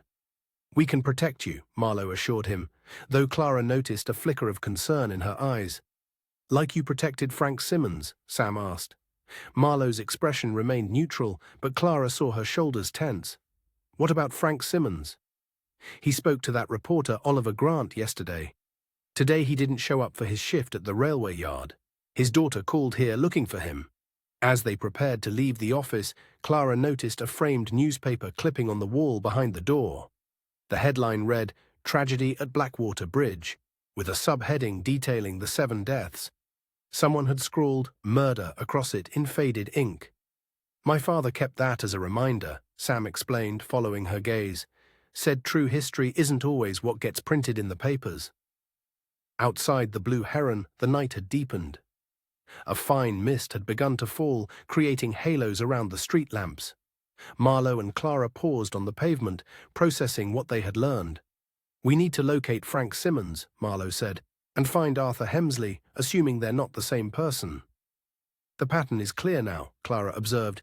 Baxter, Whittaker, Harrington, all connected to the Blackwater incident, which leaves Mayor Linton as the only surviving member of that group. We should warn him, Marlowe said, though her tone suggested professional obligation rather than personal concern. In the distance, the railway crossing bell began its rhythmic warning. The approaching train's headlights swept across the street, momentarily illuminating a solitary figure watching them from across the road. Tall, wearing an old-fashioned overcoat, standing perfectly still despite the rain. When the light fully reached him, he turned and disappeared into an alley.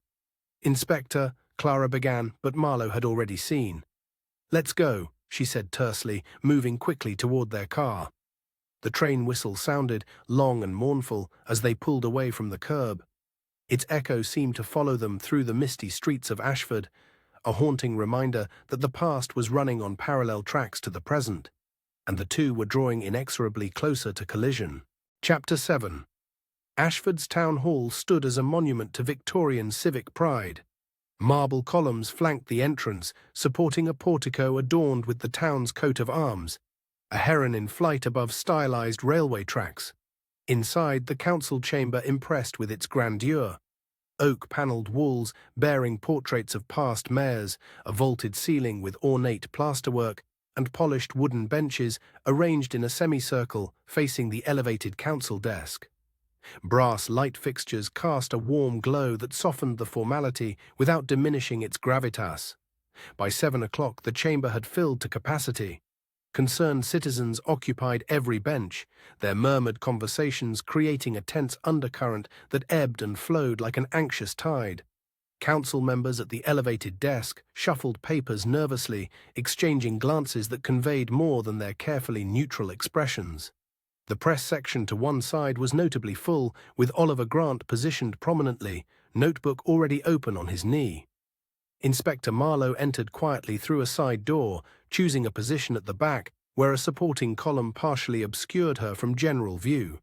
Her gaze swept the room with professional assessment, noting exits, sightlines, and key figures present.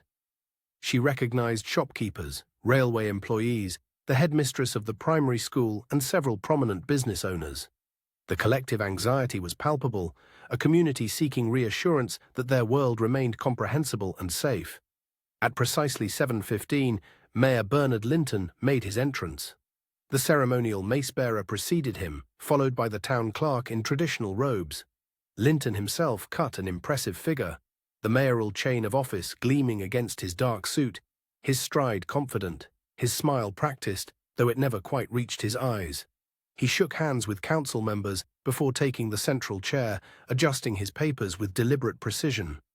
"Ladies and gentlemen," he began, his resonant voice immediately quieting the room, "I call this emergency meeting of the Ashford Town Council to order." He paused, surveying the assembled citizens with an expression of grave concern. "We are gathered to address recent unfortunate events that have understandably caused distress within our community, and to take steps to restore public confidence in Ashford's safety and stability." His tone suggested rehearsed remarks, carefully calibrated to project authority without revealing specific information. After brief procedural matters, Linton introduced Police Chief Superintendent Harrison, Marlowe's direct superior, a stocky man with a military bearing and political instincts that had served his career well. "The police force is pursuing all available leads," Harrison assured the assembly, his statement deliberately vague. "We have increased patrols throughout Ashford, particularly in the evening hours. While I cannot disclose operational details of an ongoing investigation, I want to emphasize that we are committing all necessary resources to resolving these incidents promptly." Marlowe noted his careful avoidance of the word murders and his failure to acknowledge any connection between the victims. Harrison's glance in her direction suggested he was aware of her presence and perhaps concerned about what she might say if called upon. When the floor opened for questions, citizens rose one after another. The owner of the bed and breakfast on Station Road expressed concern about cancellations from tourists. A representative from the railway company assured everyone that operations continued normally, with additional security measures implemented. A mother with a young child clutched to her side asked tremulously whether children were safe walking to school. To each, Linton responded with practiced political phrases that offered comfort without substance. "We have full confidence in our police force. These appear to be isolated incidents targeting specific individuals, not random acts. Ashford remains one of the safest towns in the county, a fact that will not change. From her position at the back, Marlowe observed the subtle signs of strain beneath Linton's polished performance. The occasional tightening of his jaw, the way his fingers repeatedly adjusted his tie, the slight hoarseness developing in his voice as the meeting progressed. After several more questions following the same pattern, Oliver Grant rose from the press section. Unlike the previous speakers, his posture conveyed challenge rather than concern. "Mr. Mayor," he began, his journalist's voice carrying clearly, "doesn't the public deserve to know about the connections between the 3 victims and the railway accident at Blackwater Bridge 20 years ago? All 3 murdered men were directly involved in both the incident and its subsequent investigation." The chamber fell silent.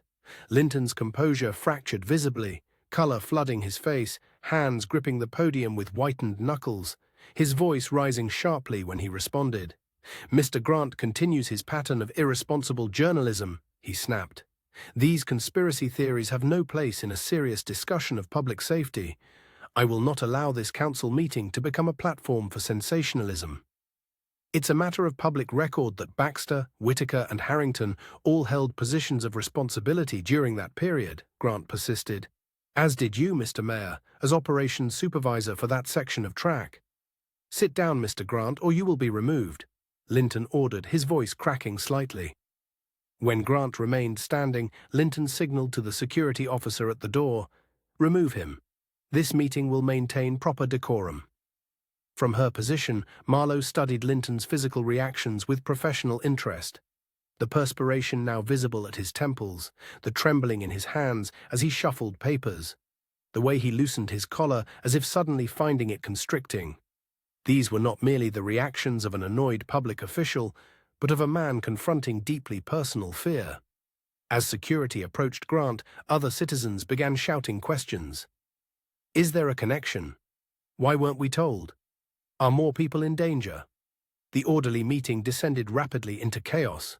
Council members exchanged worried glances, several leaning toward Linton with urgent whispers. Linton pounded his gavel repeatedly, the sharp cracks eventually cutting through the tumult. "Order! I will have order." When relative quiet returned, he made a swift decision. "Given the disruptive nature of this public session, the council will continue in closed session to address sensitive security matters. I must ask all members of the public and press to leave immediately." Protests arose, but were overridden by security officers now positioned at all exits, firmly directing people toward the doors. Marlowe remained motionless beside her column, her official position allowing her to stay despite the evacuation. As the chamber emptied, she noticed an elderly man she recognized as Walter Simmons, the council clerk who had served for over 30 years. She intercepted him in the hallway. "Mr. Simmons," she greeted him quietly, "a moment of your time?" The clerk glanced around nervously before responding. "Inspector Marlowe, troubling business this." "Indeed. I'm curious about Mayor Linton's history with the railway. His reaction to Mr. Grant's question seemed disproportionate." Simmons hesitated, then leaned closer. "Bernard Linton wasn't just connected to the railway, Inspector. He was operations supervisor, directly responsible for the section where the accident occurred. Afterward, he was promoted rapidly, regional director within 6 months, then to executive management before leaving for politics. A rather meteoric rise." "Quite." Simmons glanced toward the council chamber doors. There were emergency railway board meetings immediately following the accident. Minutes sealed by court order, but technically they're still in the town archives. Section R17, if anyone were looking, might find them illuminating. With a slight nod, he continued down the hallway, leaving Marlowe to consider this information. Through the partially open doors of the council chamber, she observed the closed session now underway. Linton stood speaking intensely with Harrison, gesturing emphatically, while the superintendent shook his head. Their body language suggested significant disagreement about the investigation's direction. As Marlowe prepared to leave, Councilwoman Helen Porter approached, her elegant appearance belying her reputation as the council's most persistent questioner.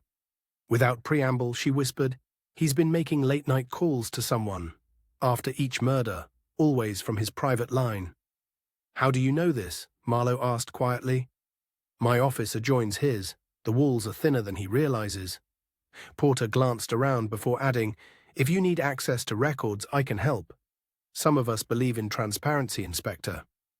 Marlowe thanked her with a subtle nod before making her way toward the basement archives. The contrast between the grand public spaces and the utilitarian basement was stark. Exposed pipes ran along low ceilings, the lighting harsh and functional, the air heavy with the scent of old paper and dust. The archivist, a thin man with wire-rimmed glasses, looked up in surprise as Marlowe presented her identification. "Section R17, she requested. "Railway Incident Review Materials." "Those records are sealed by court order," he objected, though his tone lacked conviction when faced with official police authority. "This is an active murder investigation," Marlowe replied calmly. "The sealing order contains standard exceptions for law enforcement." After a moment's hesitation, the archivist led her to a far corner of the basement. Dust-covered boxes labeled "Railway Incident Review, Confidential," sat on metal shelving, untouched for years. He left her with reluctant instructions to reseal everything when finished. Marlowe worked methodically through the materials, her trained eye quickly separating routine documentation from significant evidence. Among official reports and technical assessments, she found handwritten notes from Linton to Baxter, dated the day after the accident. "Reginald, imperative you adjust maintenance records before investigators arrive tomorrow. Remove all references to previous subsidence reports. Emphasize weather conditions as primary factor. Your cooperation ensures mutual protection. BL." Similar notes to Whitaker outlined legal strategy for containing liability and managing witness statements. Instructions to Harrington detailed appropriate narrative for press briefings that would minimize corporate exposure. The financial documents proved equally revealing. Settlements paid to victims' families all included strict confidentiality agreements with substantial penalties for disclosure. Arthur Hemsley's file was marked disputed, with extensive notes about his unstable behavior and unreasonable demands for accountability. Unlike other settlements, his payment was classified as compassionate compensation, rather than liability settlement, a legal distinction that prevented any admission of fault. A newspaper photograph taken days after the accident showed Linton receiving a civic award for exemplary crisis management. In the background, barely visible but unmistakable once noticed, Arthur Hemsley being forcibly removed from the ceremony by security, his face contorted in grief and rage. The pattern became clear as Marlowe pieced together Linton's role. He had authorized the delayed maintenance that ultimately caused the accident, then orchestrated the comprehensive cover-up that not only protected his career, but facilitated his rise to mayor. The deaths of 7 people, including an entire family, had become merely an unfortunate incident in his ascent to power. Marlowe carefully photographed key documents with her phone and made select photocopies, concealing them inside her coat. As she replaced the boxes and resealed them according to protocol, her mind was already formulating next steps. The evidence connected all 3 murder victims to the cover-up, with Linton as the final participant still alive. Emerging from the archives, Marlowe crossed the now empty entrance hall. Movement in her peripheral vision drew her attention upward. Through the window of his office on the 2nd floor, Mayor Linton stood watching her, his silhouette sharp against the interior light. Their eyes met briefly, his widening with what might have been recognition or fear, before he stepped back into the shadows. The town hall clock struck 9, its resonant chime echoing through the empty corridors. Each toll seemed to mark not just the hour, but the countdown of time remaining before the past claimed its final reckoning. Marlowe pulled her coat tighter against the evening chill as she stepped outside, the weight of the hidden documents a tangible reminder of how deeply buried secrets could remain and how devastating their excavation could be. Chapter 8. Inspector Edith Marlowe's office had transformed from an orderly workspace into a visual representation of the investigation. A large corkboard dominated one wall, covered with evidence files, photographs, and documents. Red string connected related elements, creating a complex web that mapped the relationships between victims, suspects, and events spanning 20 years. Clara stood back, surveying their work with a critical eye. "It's all there, isn't it? The pattern, the motive, the connections." Yes, Marlowe agreed, adjusting a photograph of the Blackwater Bridge, but proving it in court requires more than pattern recognition. We need either a confession or irrefutable physical evidence. Which we don't have, Clara observed.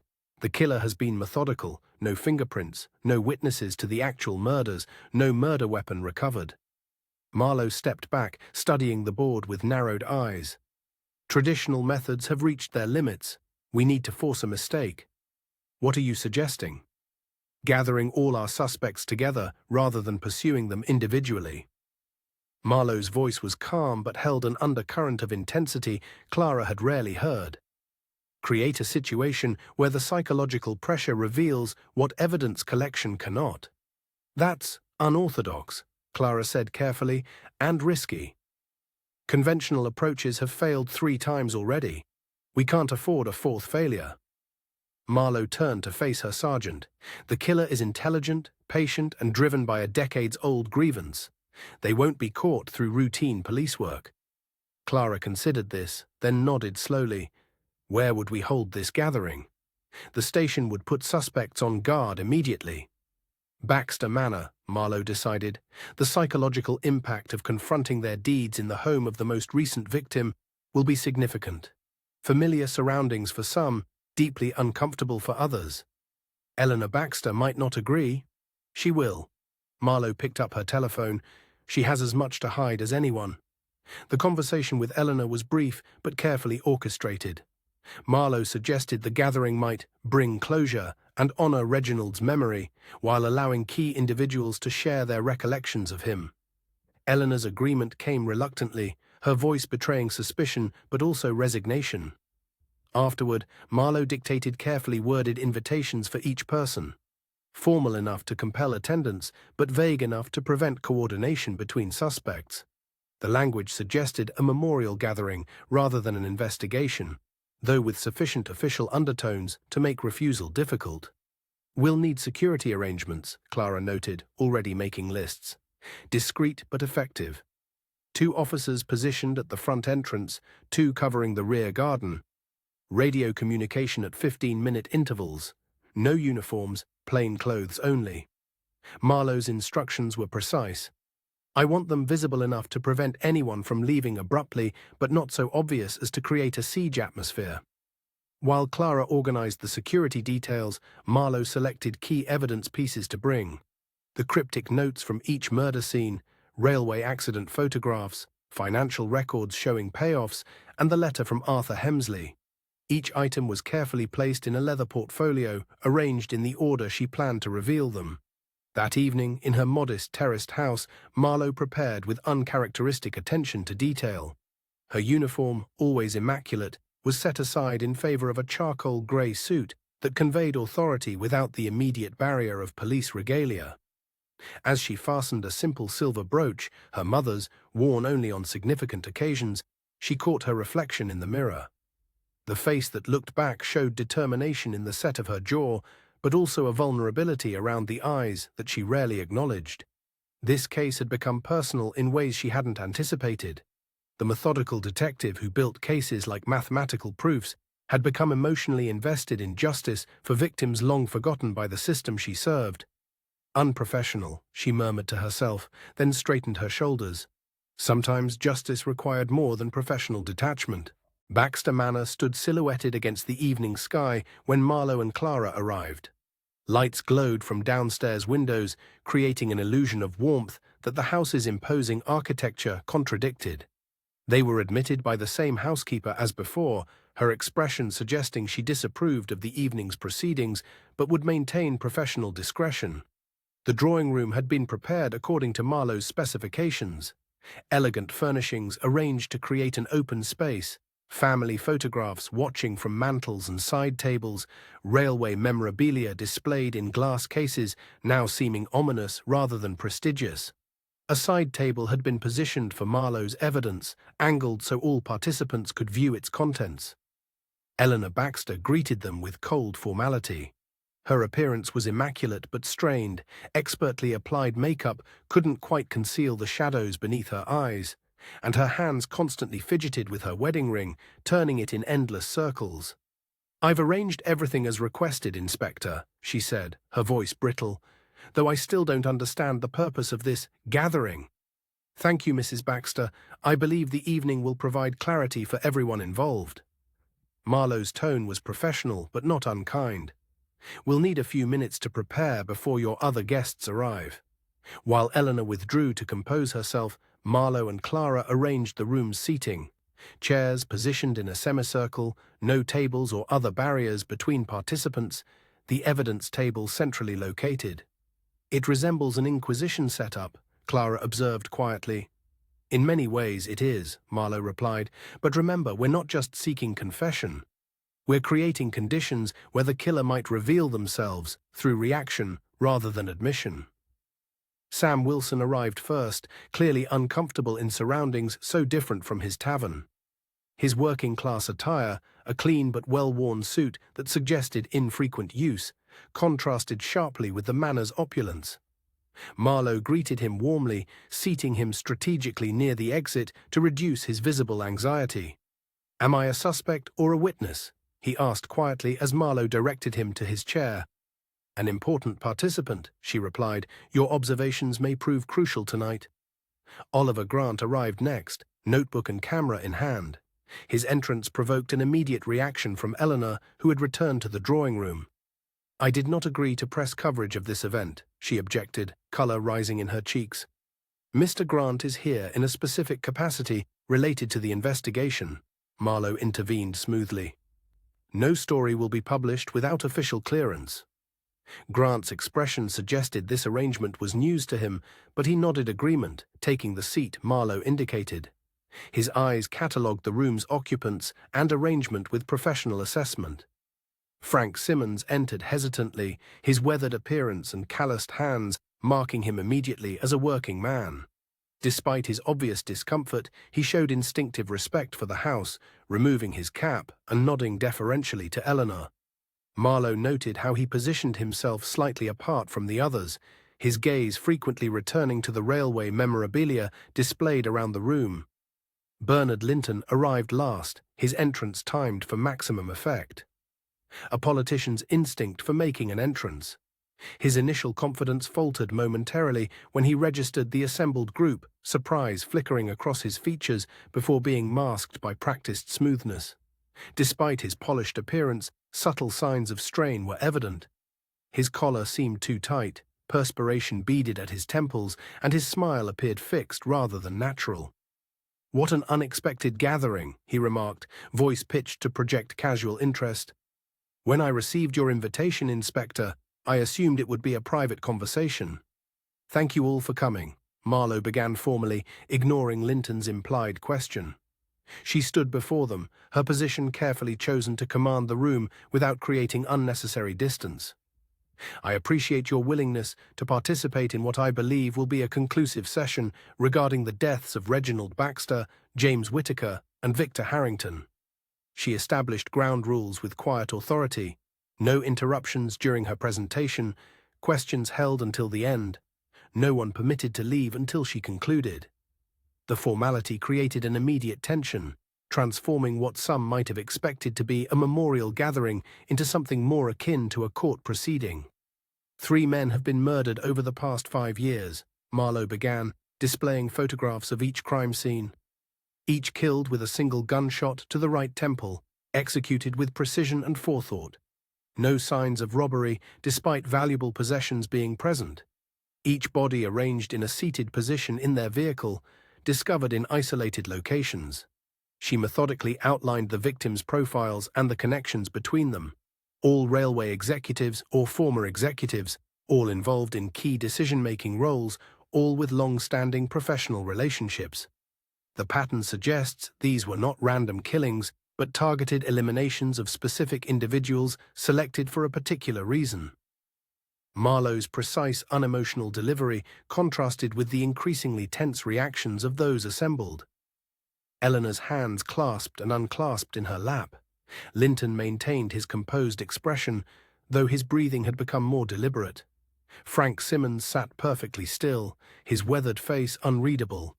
Marlowe shifted her presentation to the Blackwater Bridge disaster, displaying the official accident report alongside witness statements and maintenance records. 20 years ago, a passenger train derailed at Blackwater Bridge during a severe storm. 7 people died, including an entire family, the Hemsleys. Official reports blamed weather conditions and track maintenance issues. She paused, allowing the information to register. These reports were falsified. The room's atmosphere changed perceptibly. Sam Wilson leaned forward slightly. Grant's pen moved rapidly across his notebook. Linton's jaw tightened almost imperceptibly. Marlowe displayed maintenance records showing repeated warnings about subsidence near the bridge supports, all marked deferred or non-critical. She produced inspection certificates with signatures that had been backdated and internal memos discussing the financial implications of a temporary line closure versus acceptable risk assessment. Following the accident, a comprehensive cover-up was orchestrated, she continued, revealing documents showing how Baxter, Whitaker, Harrington and Linton had conspired to alter evidence, pressure witnesses, and create a false narrative. Junior engineer Reginald Baxter falsified inspection records. Company lawyer James Whitaker constructed legal barriers to full investigation. Operations manager Victor Harrington controlled information released to the press. All supervised by Regional Director Bernard Linton, who coordinated the overall strategy. Linton shifted in his chair but remained silent, his political training evident in his controlled expression despite the damning evidence. Marlowe outlined the financial trail, settlements paid to silent survivors, career advancements for those who cooperated, and the systematic destruction of Arthur Hemsley's credibility when he refused to accept their terms. Arthur Hemsley lost his wife and 3 children in the accident. Unlike other victims' families, he refused initial settlement offers, demanding full investigation and accountability. Marlowe displayed newspaper clippings showing Hemsley's increasingly desperate public appeals, contrasted with railway company statements questioning his mental stability. When financial ruin and public humiliation finally forced his compliance, he signed under duress, took the payment and disappeared from Ashford. She turned to her witnesses. "Mr. Wilson, please tell everyone about the man you saw with Reginald Baxter the night of his murder, and later near the crime scene." Sam described the tall stranger with the distinctive limp, the heated conversation with Baxter, and the wrapped object he carried later that evening. His voice gained strength as he spoke, as if unburdening himself of a weight long carried. Frank Simmons confirmed that maintenance warnings had been repeatedly ignored before the accident, and that workers who raised concerns afterward were transferred or pressured into early retirement.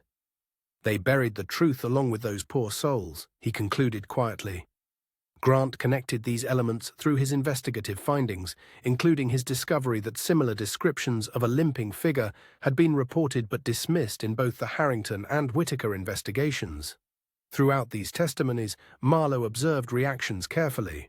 Eleanor's composure had fractured, her gaze fixed on her hands. Linton maintained his mask of concerned attention, though his knuckles had whitened where he gripped the arms of his chair. "Mrs. Baxter," Marlowe said, turning to the widow, "you knew about your husband's role in the cover-up, didn't you?" Eleanor's head snapped up, eyes widening. I don't know what you mean." "We found correspondence in your husband's office. Letters you helped conceal over the years, including communications from Arthur Hemsley threatening exposure." Marlowe's tone remained conversational rather than accusatory. "Your fingerprints were on the false bottom drawer where financial records of the payoffs were kept." Colour drained from Eleanor's face. "Reginald handled all business matters," she insisted, her voice barely audible. "I simply helped organize his papers." Marlowe nodded as if accepting this explanation, then continued with her psychological analysis of the murders. Each killing was meticulously planned to mirror aspects of the accident. The notes left at each scene form a connected message. Secrets travel on rails. Justice derailed is never forgotten. The past is never buried. She arranged the 3 notes side by side on the evidence table. The killer wants not just death, but understanding. Each victim was meant to comprehend why they deserved punishment in their final moments. As Marlowe concluded her presentation, Mayor Linton finally broke his silence. "This is all very dramatic, Inspector," he said, his voice steady despite the tension evident in his posture. But ultimately circumstantial, old documents, witness recollections clouded by decades, connections that could be coincidental. Nothing that directly proves murder, let alone identifies a killer. Perhaps this will help clarify matters, Marlowe replied, producing a final document. Linton's handwritten instructions to Baxter to falsify records, with his distinctive signature clearly visible. Your own words, Mr. Mayor, directing the cover-up that led to these deaths. Linton's practiced political deflections crumbled visibly. He stared at the document, recognition and fear flickering across his features before he managed to compose himself. That proves nothing about these recent deaths, ancient history, regrettable perhaps, but irrelevant to your murder investigation. On the contrary, Marlowe said quietly, it establishes motive, connection and pattern. And I now know the identity of the killer. The room fell completely silent. Even the grandfather clock in the corner seemed to pause momentarily before resuming its steady tick. I require one final piece of evidence to prove it conclusively, Marlowe continued, which is why this gathering was necessary. This meeting was not just to share information, it was to observe reactions and confirm my theory. She surveyed the room, her gaze touching each person briefly. The trap has been set, and someone here has unwittingly revealed themselves through their reactions to specific details. By morning, I will have the final proof needed for an arrest. The grandfather clock struck 9, its mechanism visible through glass, wheels turning inexorably like justice itself. In the momentary distraction of the chimes, Marlowe caught the flicker of calculation in one pair of eyes, the subtle shift of posture that suggested not fear, but decision. The trap had indeed been set. But whether it would catch its intended prey or spring in unexpected ways remained to be seen as the final chime echoed through the room, marking not just the hour, but the beginning of the end game in a 20-year journey toward justice. Chapter 9. Silence hung heavy in the Baxter Manor drawing room after Marlowe's revelation. The grandfather clock's final chime seemed to reverberate endlessly, marking not just the hour, but the culmination of 20 years of secrets and lies. Each person remained frozen in their own private calculation, Mayor Linton maintaining forced composure, though a muscle twitched in his jaw. Eleanor Baxter's hands trembling despite being clasped tightly in her lap. Sam Wilson casting a nervous glance toward the exit as if measuring the distance to escape. Oliver Grant's pen hovered above his notebook, for once hesitant to record what was unfolding. Only Frank Simmons remained perfectly still, his weathered face impassive, eyes fixed on the middle distance as if seeing something beyond the confines of the elegant room. A sudden crack of thunder broke the silence, startlingly close. The lights flickered once, twice, then failed completely, plunging the room into darkness. Confusion erupted, a chair scraped against the floor, someone gasped, fabric rustled as people shifted position. Clara's voice cut through the darkness, calm and authoritative. Everyone remain seated, please. The beam of a torch appeared, followed by the warm glow of emergency oil lamps that Eleanor's housekeeper efficiently lit and distributed around the room. As illumination returned, Marlowe noted with interest that everyone had remained in place, though the atmosphere had fundamentally changed. The darkness had stripped away pretense, leaving raw nerves exposed. My apologies for the interruption, Marlowe said, her composure unshaken. Though perhaps inevitable, given the storm brewing outside. Her calm demeanor suggested she had anticipated this development, perhaps even welcomed the dramatic shift in atmosphere that the darkness had created. Rain now lashed against the windows, the weather providing an appropriate backdrop for the unfolding drama. In the softer lamplight, shadows played across faces, revealing what the harsh electric light had concealed. Lines of strain, micro-expressions of fear, the subtle tells of those with something to hide. Let us continue, Marlowe said, moving to stand before the evidence table. I've presented the connections between 3 murders and events of 20 years ago. Now I'll explain how I've identified our killer.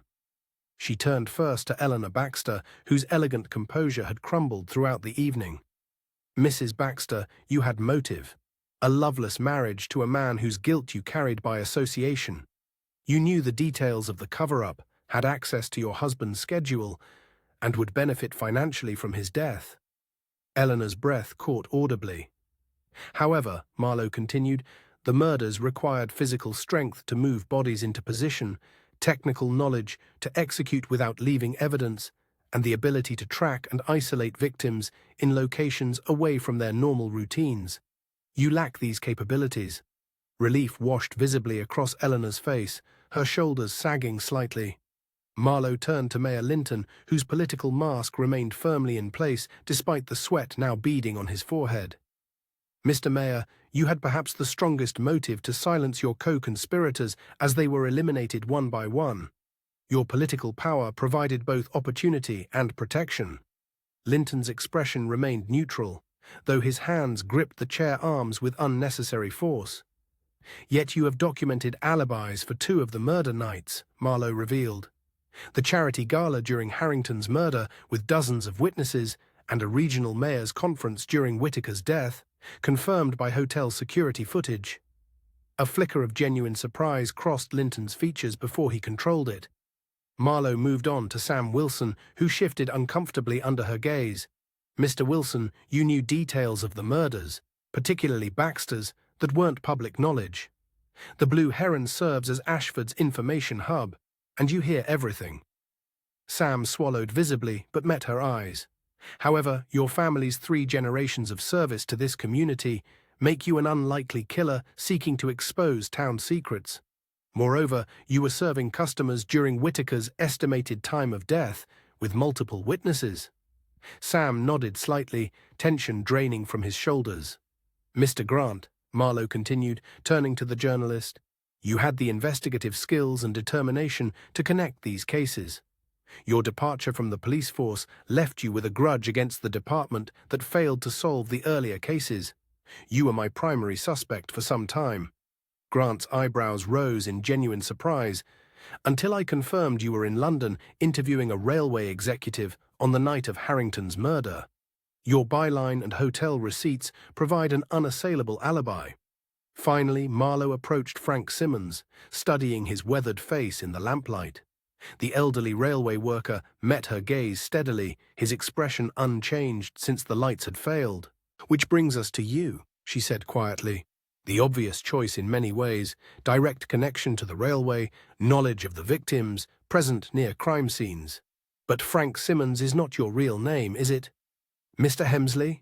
Gasps erupted from the assembled group. Eleanor's hand flew to her mouth. Linton half rose from his chair before sinking back down. Arthur Hemsley didn't leave town as everyone believed, Marlowe explained, her eyes never leaving the man's face. He changed his identity and took a lower position at the railway, where he could observe those responsible for his family's deaths while remaining effectively invisible to them. The man identified as Hemsley remained silent, but something in his posture had changed. A straightening of the spine, a lifting of the chin that transformed him from a humble worker to someone altogether more formidable. Your distinctive limp isn't from age as everyone assumed, Marlowe continued. It's from injuries sustained when you tried to reach the derailed carriage where your family was trapped. The same accident that left those burn scars on your hands, scars you've kept hidden with work gloves even in warm weather. Hemsley glanced down at his hands, now bare in the lamplight, the mottled skin telling its own story of desperate rescue attempts and permanent reminders. You worked patiently for years in a menial position, watching your targets prosper despite their guilt, Marlowe said, waiting for the perfect moment to enact what you saw as justice. Your psychological breaking point came when Baxter received a Lifetime Achievement Award from the railway company, the same company that had destroyed your family and then your reputation. Marlowe detailed how each murder had been executed. Hemsley's engineering knowledge allowing him to create situations where the victims would be isolated and vulnerable, each death echoing aspects of the accident. The cryptic notes left at each scene formed parts of a larger message when combined, lines from the official accident report juxtaposed with the truth Hemsley had discovered through years of investigation. The distinctive cologne found at each scene was the same fragrance worn by the railway chairman who presented you with the settlement offer and confidentiality agreement, Marlowe explained, a psychological trigger connecting past humiliation to present revenge. Throughout this exposition, Hemsley remained silent, his expression unreadable. When Marlowe finally paused, the only sound was the rain beating against the windows and the occasional rumble of distant thunder. Would justice have ever come any other way? Hemsley finally spoke, his voice transformed from the humble worker's tone to something harder and more refined. The simple question hung in the air, challenging not just Marlowe but everyone present. The system failed your family, Marlowe acknowledged, but that doesn't justify taking lives. I didn't take lives, Hemsley replied, his voice gaining strength. They were taken 20 years ago, when Baxter signed falsified inspection reports, when Whittaker buried witness statements, when Harrington diverted maintenance funds, when Linton ordered the line kept open despite known risks. As thunder crashed outside, Hemsley gradually revealed details only the killer could know. The exact words spoken to each victim before their death, the symbolic positioning of their bodies, elements not released to the public. I wanted them to understand before they died, he said. Harrington denied remembering my family's names. I reminded him of each one before I pulled the trigger. Whittaker claimed he was just doing his job when he destroyed evidence. I showed him photographs of my children that he'd suppressed from the investigation. During this implicit confession, Eleanor broke down, tears streaming down her face. I suspected the truth, she admitted brokenly. For years, I found documents Reginald tried to hide, overheard conversations. But I remained silent to protect our position, our lifestyle. Her voice dropped to a whisper. I became complicit through my silence. Mayor Linton, seeing the situation deteriorating, attempted to negotiate even now. Arthur, he said, leaning forward with the practiced sincerity that had won him elections, we can make this right. A public statement, financial compensation, a memorial for the victims. Hemsley's bitter laugh cut through Linton's words. 20 years too late, Bernard. My wife is 20 years dead. My daughter would be 30 now, perhaps with children of her own. My sons never had the chance to grow up. His voice remained steady, but his eyes burned with a cold fire. What compensation addresses that? Marlowe moved to the evidence table and produced a small object wrapped in cloth. This is the missing piece, she said quietly, a pocket watch recovered from Baxter's study, hidden in a secret compartment. It belonged to your younger son, believed lost in the accident. She unwrapped it carefully, revealing a small silver pocket watch, its case dented but intact. Baxter kept it as a trophy, or perhaps as evidence he couldn't quite bring himself to destroy completely. Hemsley's composed veneer finally cracked as he took the watch with trembling hands. I gave this to James on his 8th birthday, he said, his voice barely audible. He was so proud. Carried it everywhere, even though he couldn't tell time properly yet. The room fell silent as Hemsley cradled the watch. 20 years of grief crystallized in a single moment. When he spoke again, his voice had changed, raw with emotion, but also clear with purpose. They made decisions in boardrooms that cost innocent lives, he said, calculated that temporary repairs would cost less than proper maintenance, that potential settlements for accidents would be cheaper than closing the line for repairs. My family's lives were reduced to figures in a cost-benefit analysis. He looked up, addressing the room, but focusing particularly on Linton. After the accident, they destroyed evidence, silenced witnesses, falsified reports. When I demanded investigation, they questioned my sanity, suggested my grief had made me delusional. When I persisted, they systematically destroyed my career, my reputation, my financial security. Marlowe watched him carefully, her expression reflecting professional assessment, but also human understanding. The system failed your family, she acknowledged again. The legal process was corrupted, justice was denied, but vigilante action creates its own injustices. What would you have done, Inspector? Hemsley asked quietly. If conventional justice was impossible, if those responsible not only escaped punishment but prospered from their crimes, if the truth was buried so deeply that only you remembered it. I cannot answer that, Marlowe replied honestly. I can only act according to my duty now. A tense moment followed, where Hemsley could potentially resist, his body tensed slightly, eyes darting toward the door. Clara shifted position subtly, prepared to intervene, but then with a slight nod that acknowledged the inevitable conclusion, Hemsley quietly extended his wrists. My work is done, he said simply. The truth is exposed. They've been forced to face their actions publicly. That was always the true goal. Not just death, but accountability. As Clara applied the handcuffs with gentle efficiency, Marlowe addressed the remaining suspects. Mr. Linton, Mrs. Baxter. While you haven't committed murder, the evidence of conspiracy, obstruction of justice, and fraud will be forwarded to the Crown Prosecution Service. Mr. Wilson and Mr. Grant, formal statements will be required. The housekeeper appeared at the drawing-room door, announcing that police vehicles had arrived. As Clara led Hemsley toward the exit, he paused before the large railway photograph on Baxter's wall, the same one Clara had discovered during their earlier visit. In the lamplight, his profile momentarily aligned with his younger image in the photograph, the promising engineer standing proudly before the bridge that would later collapse. The juxtaposition was striking, past and present connected in a visual representation of how a single moment had changed everything. The young man with hope in his eyes, and the older man with hands now bound, separated by 20 years of grief and a quest for justice that had consumed whatever remained of Arthur Hemsley after the accident took his family. As they moved toward the door, the storm outside began to abate, the thunder now distant, the rain softening to a gentle patter. Marlowe gathered her evidence, watching as Hemsley was escorted to the waiting police car. Justice had finally come to Ashford-on-Willow, though not in the form anyone had expected, and certainly not without cost.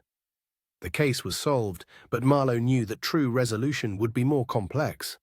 The town would need to confront its buried history, acknowledge the corruption that had festered beneath its respectable surface, and find a way to honor the victims long forgotten in the shadow of the railway that had built, and in some ways destroyed, Ashford. Chapter 10. Dawn broke over Ashford-on-Willow, pale light filtering through dissipating fog.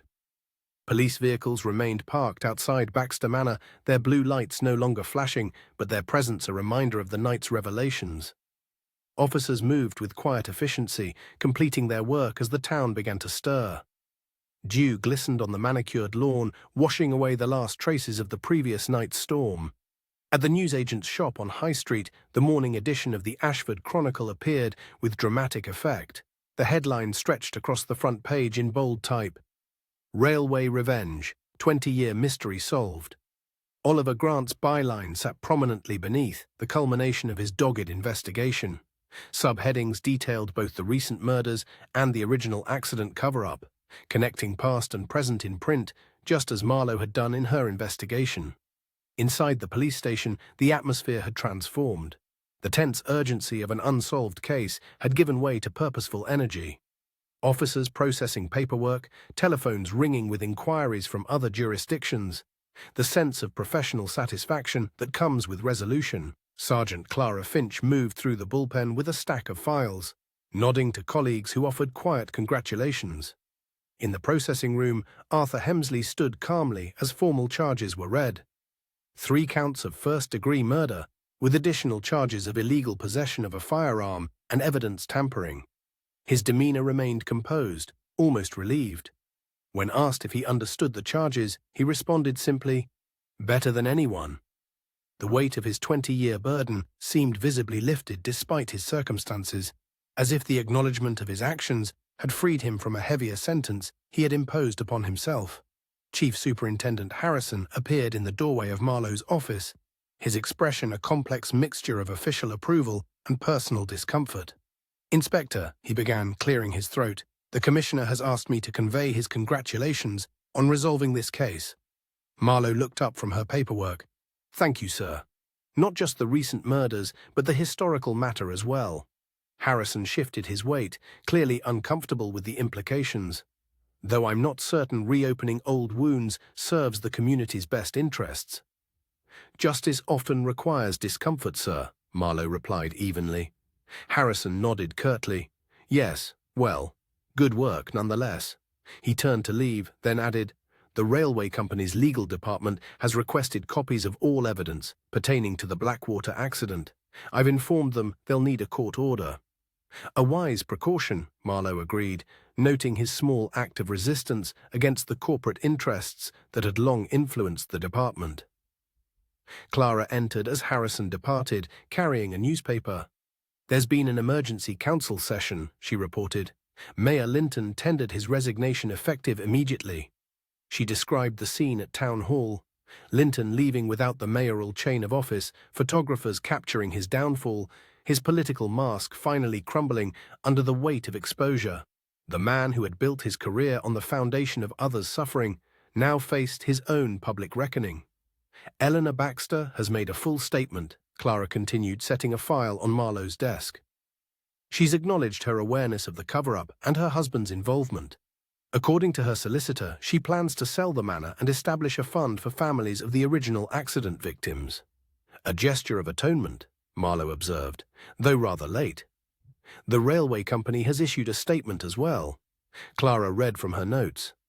Ashford and Western Railways acknowledges historical management failures and extends sincere condolences to all affected families. An independent investigation will review all aspects of the Blackwater incident to ensure complete transparency. Corporate damage control, Marlowe commented, carefully worded to acknowledge without admitting liability. She returned to her final report, documenting each element of the case with characteristic precision. As she wrote, she reflected that justice had manifested in multiple dimensions: legal consequences for Hemsley, public exposure for the conspirators, vindication for victims' families. The truth, so long buried, had finally emerged into the light, though not without cost to all involved. Dr. Pritchard appeared in her doorway, medical examiner's bag in hand. "I've just completed the paperwork on Baxter," he said. "Thought I'd offer congratulations before heading back to the morgue." "Thank you, Lionel," Marlowe replied, gesturing for him to enter. "Your observations about the cologne were crucial." "The perfect murder is impossible," Pritchard said, settling into the chair opposite her desk. "People always focus on physical evidence, but they forget that guilt leaves microscopic traces on both body and soul that science eventually detects." "Poetic for a medical examiner," Marlowe noted with the hint of a smile. "Death inspires philosophy in those who observe it professionally," he replied. "Speaking of which, I hear our killer was remarkably composed during processing." 20 years of preparation tends to steady the nerves, Marlowe said. He'd already served a life sentence of his own making. In the adjacent office, Clara organized the case files, photographs, statements, physical evidence arranged in precise chronological order. Each murder now fully explained, each cryptic note understood in context.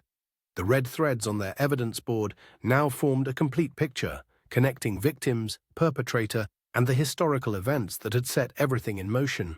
Oliver Grant arrived shortly after noon, a folder tucked under his arm. "Inspector," he greeted Marlowe, his tone professional, but without the antagonism that had characterized their earlier interactions. "I thought you might want to see the comprehensive article before it goes to print." "Professional courtesy?" Marlowe asked, accepting the folder. "Professional respect," Grant corrected. "Different approaches to truth, but ultimately the same purpose." Their exchange remained tense but respectful, acknowledging the complex history between them. Grant had left the police force after a disagreement with Marlowe over a case years earlier. He believing in public exposure, where she had advocated procedural caution. Time had softened, but not erased their fundamental differences. "Your persistence served the truth in this instance," Marlowe acknowledged, returning the article after a careful reading, "though your methods remain questionable. And your commitment to procedure nearly allowed these murders to remain unsolved," Grant countered, though without rancor. "Perhaps we balance each other." As he prepared to leave, Grant paused at the door. "The Chronicle is establishing a scholarship in memory of the Hemsley children for students of engineering." The gesture suggested a depth of feeling beneath his journalistic detachment. Marlowe nodded her appreciation of the gesture. "Appropriate." As evening approached, Marlowe closed the final file and removed her reading glasses. "I believe we've earned a proper meal, Sergeant," she said to Clara. "The Crown's case is prepared, our reports are complete, and I haven't had anything but station coffee since yesterday morning." "The Blue Heron does an excellent shepherd's pie on Thursdays," Clara suggested, already reaching for her coat. They walked through Ashford together, observing citizens returning to normal activities despite the seismic revelations about the town's recent past. Shops remained open, children played in the small park near the church, conversations about ordinary matters continued. Marlowe noted the resilience of community. its ability to absorb shock and continue functioning, for better or worse. The Blue Heron Tavern hummed with activity, though the conversations seemed more subdued than usual. Regular patrons nodded respectfully to Marlowe and Clara as they entered, acknowledgement of their role in bringing long-delayed truth to light. Sam Wilson moved behind the bar with practiced efficiency, his manner more relaxed now that his observations had been validated and his role clarified. They took seats in a quiet corner, ordering food and drinks. For the first time since the investigation began, they allowed themselves to properly relax. The simple pleasures of warm food, comfortable chairs, and duty fulfilled providing a counterpoint to the darkness they had navigated. "I still can't quite believe Hemsley maintained his disguise for so many years," Clara said, breaking a piece of bread, living among the people responsible for his family's deaths, watching them prosper. "Revenge provided purpose," Marlowe replied, "a powerful motivator for patience." "The psychological control required is remarkable," Clara observed, "to plan each murder so meticulously, to leave clues that would eventually be understood but not immediately connected." "He wanted recognition, not just of his actions, but of the injustice that prompted them," Marlowe said, "a public reckoning rather than simply private vengeance." Their conversation turned to the town itself, how Ashford's peaceful appearance had always hidden darker currents. The railway that brought prosperity had also brought corruption, power that protected some while exposing others to harm. The elegant homes along Willow Lane existed because of decisions made in boardroom nerves where profit outweighed safety, where human lives became entries in ledgers. "I can't help feeling sympathy for Hemsley," Clara admitted, "not condoning his actions, but understanding them. The original injustice created the conditions for everything that followed. Where does true guilt lie?" Marlowe considered this, her expression thoughtful. "The law draws clear lines, but human experience rarely does. Hemsley suffered an unimaginable loss, then a systematic destruction of his reputation and livelihood. Understanding his motives doesn't justify his actions, but it certainly complicates our judgment of them." "Will you testify at his trial?" Clara asked. "If required, though I suspect he'll plead guilty. His objective was never to escape consequences, but to ensure others faced theirs." Their conversation shifted to professional futures, Clara's potential promotion following her exemplary work on the case, Marlowe's consideration of retirement after 30 years of service. The Hemsley case had marked both of them in different ways. Clara gaining confidence in her investigative instincts, Marlowe confronting questions about justice that had no simple answers. As they prepared to leave, the distant sound of a train whistle drew their attention. Through the window, they watched the evening train crossing the repaired Blackwater Bridge, its lights illuminating the lingering wisps of fog. The modern train moved smoothly across infrastructure that had been rebuilt and reinforced after the disaster, carrying passengers who likely gave no thought to those who had died there 2 decades earlier.